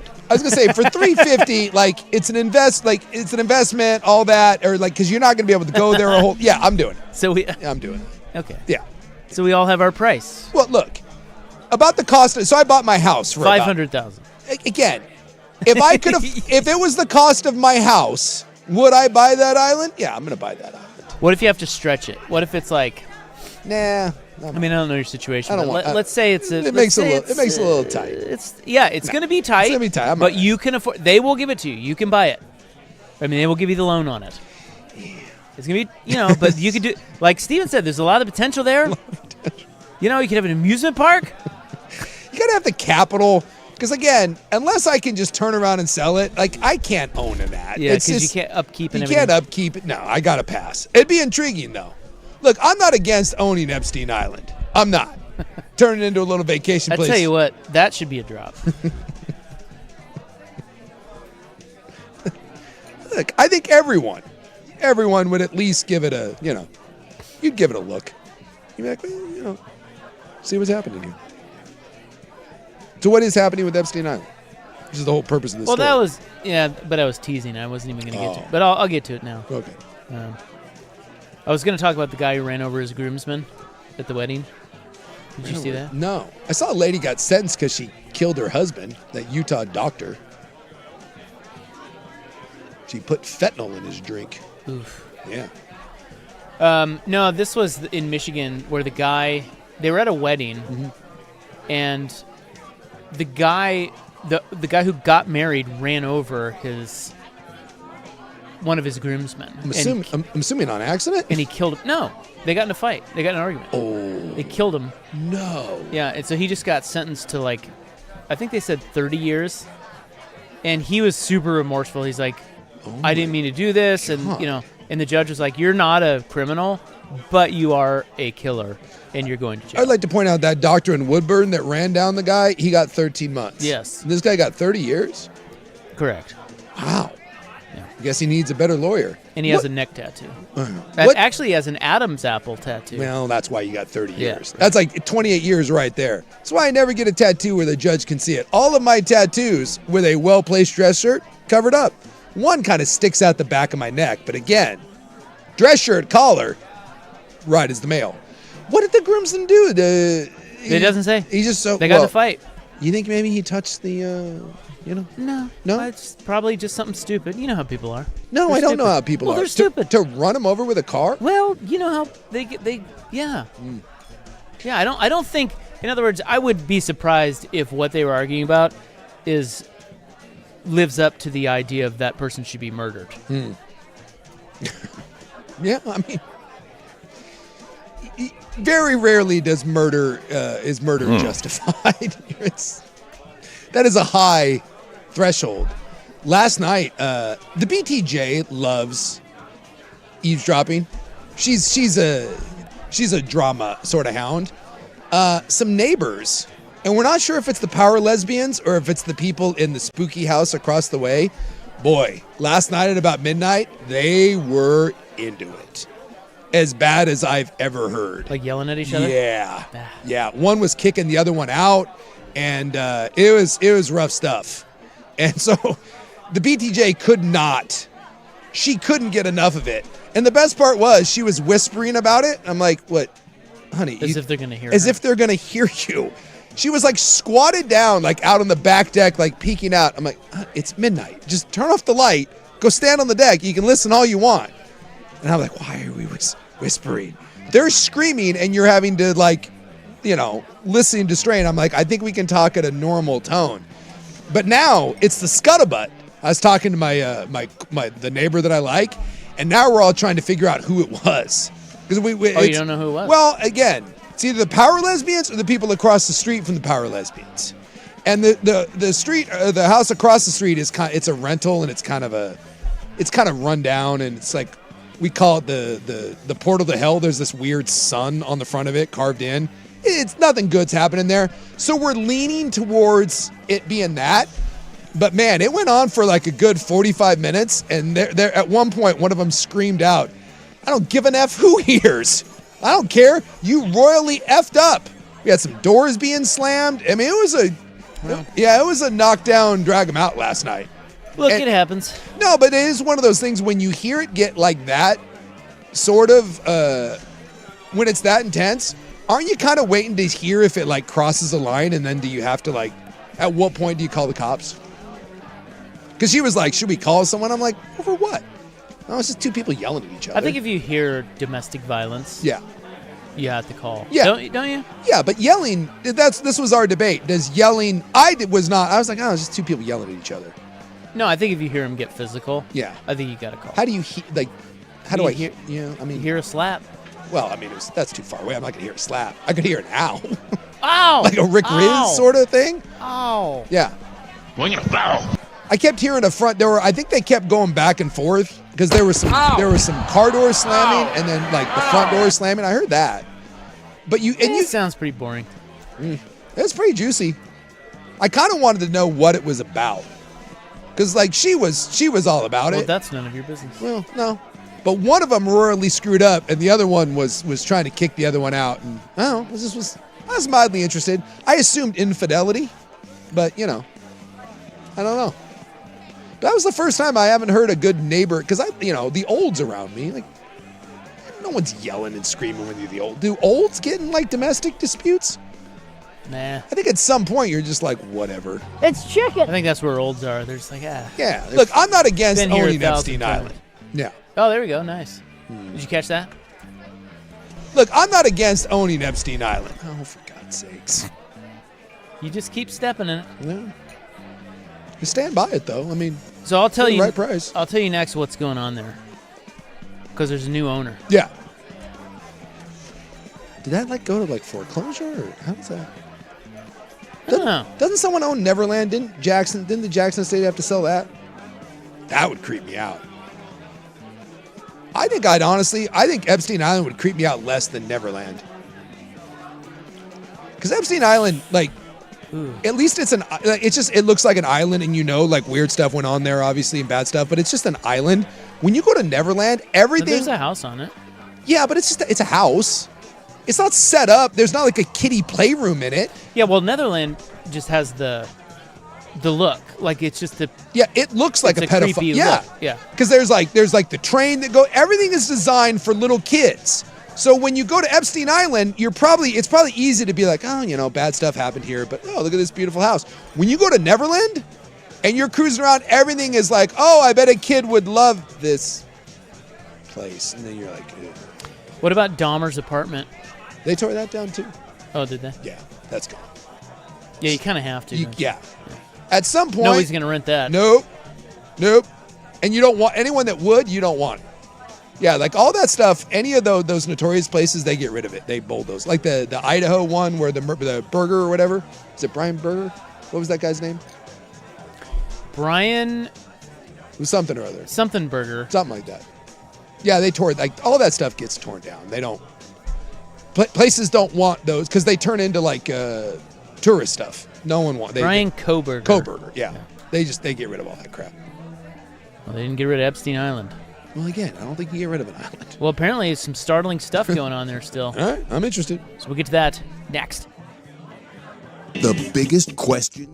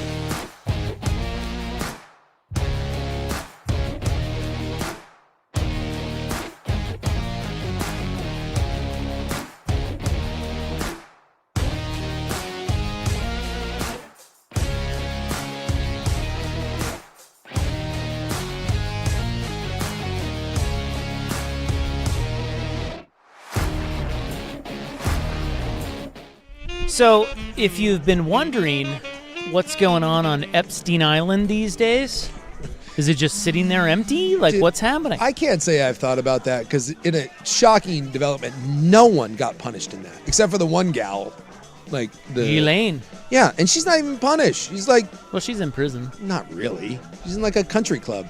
You know, the reason like they can't pardon her is because at some point someone would get angry about that. No one did any time for that. No one. I am very surprised she's not dead. I know. Well, I think at this point, like they killed Epstein, and so I think there's a little like, and everyone knows it. So I think that like if she turned up dead, we'd be like, really? Yeah. See, I don't think they care about that. Maybe she's got some secret somewhere. Yeah, she's got something. You know, they can use her. That's the thing. Yeah. Well, it's called Little St. James. That's the island. That's the island. Where is it? Caribbean? It's the U.S. Virgin Islands. It's right next to Great St. James. That's why they call it Little St. James. I have not been to St. I've been to a couple of the Saints. I'm going to see where this has been.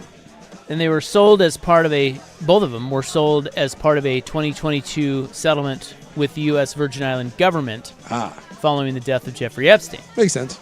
So the guy who bought it is Stephen Dekoff. He sounds familiar. Be careful with that one. Yeah. $60 million purchase.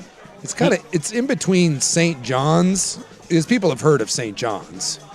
It's like St. Thomas, St. John's, split the difference, and there you go. Yeah, this guy's a billionaire. He is, he's the founder of Black Diamond Capital Management. The dude sounds like a douche. A very, very rich douche. But it says that he plans to redevelop the property into a luxury resort. Of course he does. Which, that's... Yeah. Like, if you're going to do something with it, it's probably that, right? In that area? Well, I'm guessing it's a very, very nice island. Well, that's what I mean. Like, like a luxury resort there. Although, would you... I don't know. Is that tough for people to get over the hump? Like, are they going to that? I'll tell you right now. Knowing that's Epstein Island? If you're a rich dude and you've got your choice on where to go and you choose to go to that, I question... I don't think rich dudes. It's people that are obsessed with the government, people that are obsessed with conspiracies. All those people are stacking up money to get there. People aren't going there just to relax. People are investigating. So, in other words, your clientele is not people that want a luxury resort. No. It's people that are sickos and want to, they want to say, I stayed at Epstein Island. There may be some of that. Then why would you put in a luxury resort? I don't that doesn't make sense to me. Well, I think it's the idea of like you got some rich dude that's going to take a bunch of 19-year-old.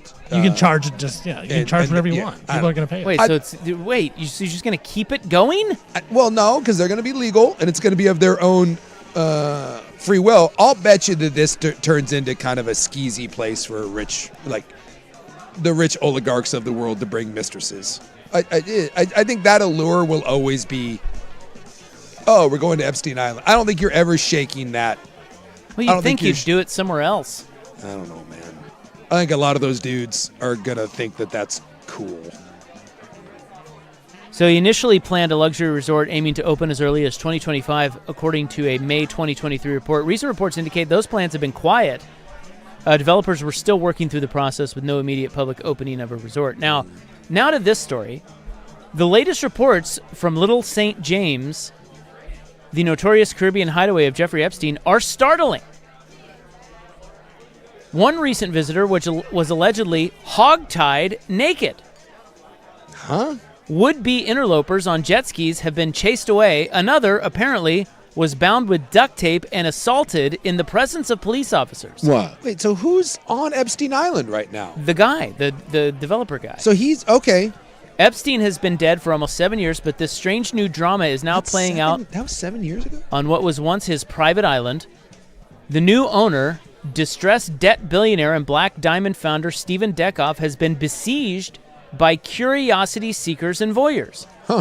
This is Stephen's point. Some of the visitors believe Epstein is still alive. Others are on a mission to fight monsters. They're arriving on jet skis. They're deploying drones to shoot footage, and they're risking arrest. Mr. Dekoff's staff, in response, have occasionally taken matters into their own hands. That's what I'm saying. You'll never shake this. You'll never shake it. Like this. Yeah, is like, so they're getting serious with people. They're saying that if the police aren't going to do anything, we're just going to kick your ass out of here. This is like when you buy the Goonie house or the Breaking Bad place. People are going to throw pizzas on your roof. It's. Well, have you seen the Breaking Bad house? The lady has it gated off, and she yells at people when they try to take pictures because she's so tired of it. Yeah. Like you buy and it. she bought it, though. No, she lived there before they chose it. Oh, she did. Yes. Well, I'm just saying, you buy Epstein Island, how are you not aware that all the crackpots that are out there, that those will never stop? That's just going to... The crazies are going to find their way over there. Yes, 100%. Well, I think what he's saying, or at least his staff is saying, I don't know if he's there, but his staff is there. He's saying... You come, they're not protecting, they're not helping us. No. Like people can't just... It's like in Portland. Yeah. You know, you can't just let people do whatever they want on my property, right? So I expect the city or the police to protect me. No, you're just gonna. When they don't, I'm gonna hog tie you naked. Yeah, you're just gonna have to hire your own security. And that's what he's done. Yeah. So he says, this is a spokesperson for the property. They are saying that the owners have made and will continue to make lawful citizens arrests if these trespasses continue. He said he denied mistreatment of anyone who threatened the safety of those lawfully on the island. So he's denying hog tying naked and duct taping people. That does seem to be a bit extreme, just saying. But another twist in the dark story of the Jeffrey Epstein Island. Yeah, that's what I'm saying. Like, this is why when it's a structure, they just tear it down. Because you can't blow up an island, but there's no way that any of this stuff stops, which is why ultimately you probably don't want to buy it unless it's just so cheap. The hassle, I'll bet you that guy regrets doing this because if he builds his resort, it's just going to keep happening. You're not shaking this. So the guy that got duct taped, and apparently they put him in an underground bunker for a couple of hours. Well, that's illegal, is it not? It is, but you can't kidnap people. This is not the United States. No, it is not. Well, I mean, kind of is, but it's not. And they said the guy's name is Mr. Ben Owen. Yeah. And he runs an anti-trafficking nonprofit. He lives in Tennessee. So he wanted to plant a flag bearing his organization's name on the island. It says, "We Fight Monsters." And the island staff caught him, restrained him, blindfolded him, and put him in a bunker. Wow. Yes. And then just Guess who got charged? Who? Owen. Yeah, Yeah. for trespassing. Yeah. He's due to be arraigned tomorrow. I mean, to be fair, I understand that people are pissed. This dude wasn't Epstein. You can't do that. So Owen's wife, Jessica, said, if I bought an island for millions of dollars, I would want my own privacy. Yes. But if I bought an island that horrendous things were done on and global attention had been on, I would expect people to come to the island. Yeah, but at the same time, you don't... Again, go back to the Breaking Bad house. Do you expect it? Sure. Do people get to throw things at your house because they like to show? No. Should people be allowed to go onto your property? I mean, that's like... And no one's going to have any sympathy for the guy because he's a billionaire, but if somehow your house became infamous... Do people have a right then to go like kick in your front door and be like, well, I want to look at this? No, you can't. At some point there is law. There is laws. And so I don't feel bad for these people. I really don't feel bad for him. But whatever, if you decide to go on this dude's property within reason, I mean, you're not allowed to get shot or something, but how dumb do you have to be to think that there's no repercussions for you doing something like this? So one man brandished a samurai sword. YouTube creators are scoring millions of views by sneaking ashore. One said, Epstein could literally be right there, bro. A YouTuber filmed himself saying while making his way to the island, only to abort his mission after he was stung by sea urchins in the surf. That actually makes me kind of laugh. Others are flying drones that landed on the beach. Yeah. I love that these people think that Epstein's there. Oh, yeah. If he's not dead, you really think he's hanging out on the island? God, people are stupid. What if he is in there? Then I'm going to feel pretty dumb. He's just hanging out there, Just smoking chilling. a cigar. Everyone knows that he's still alive, but he's had facial reconstruction surgery, and he's somewhere in Bolivia. Is that what it is? Yeah. Bolivia. those images pop up all the time. They're like, see, it's him. Everybody have a great night. That's it for us. We're back tomorrow on 3-7 Thing Night.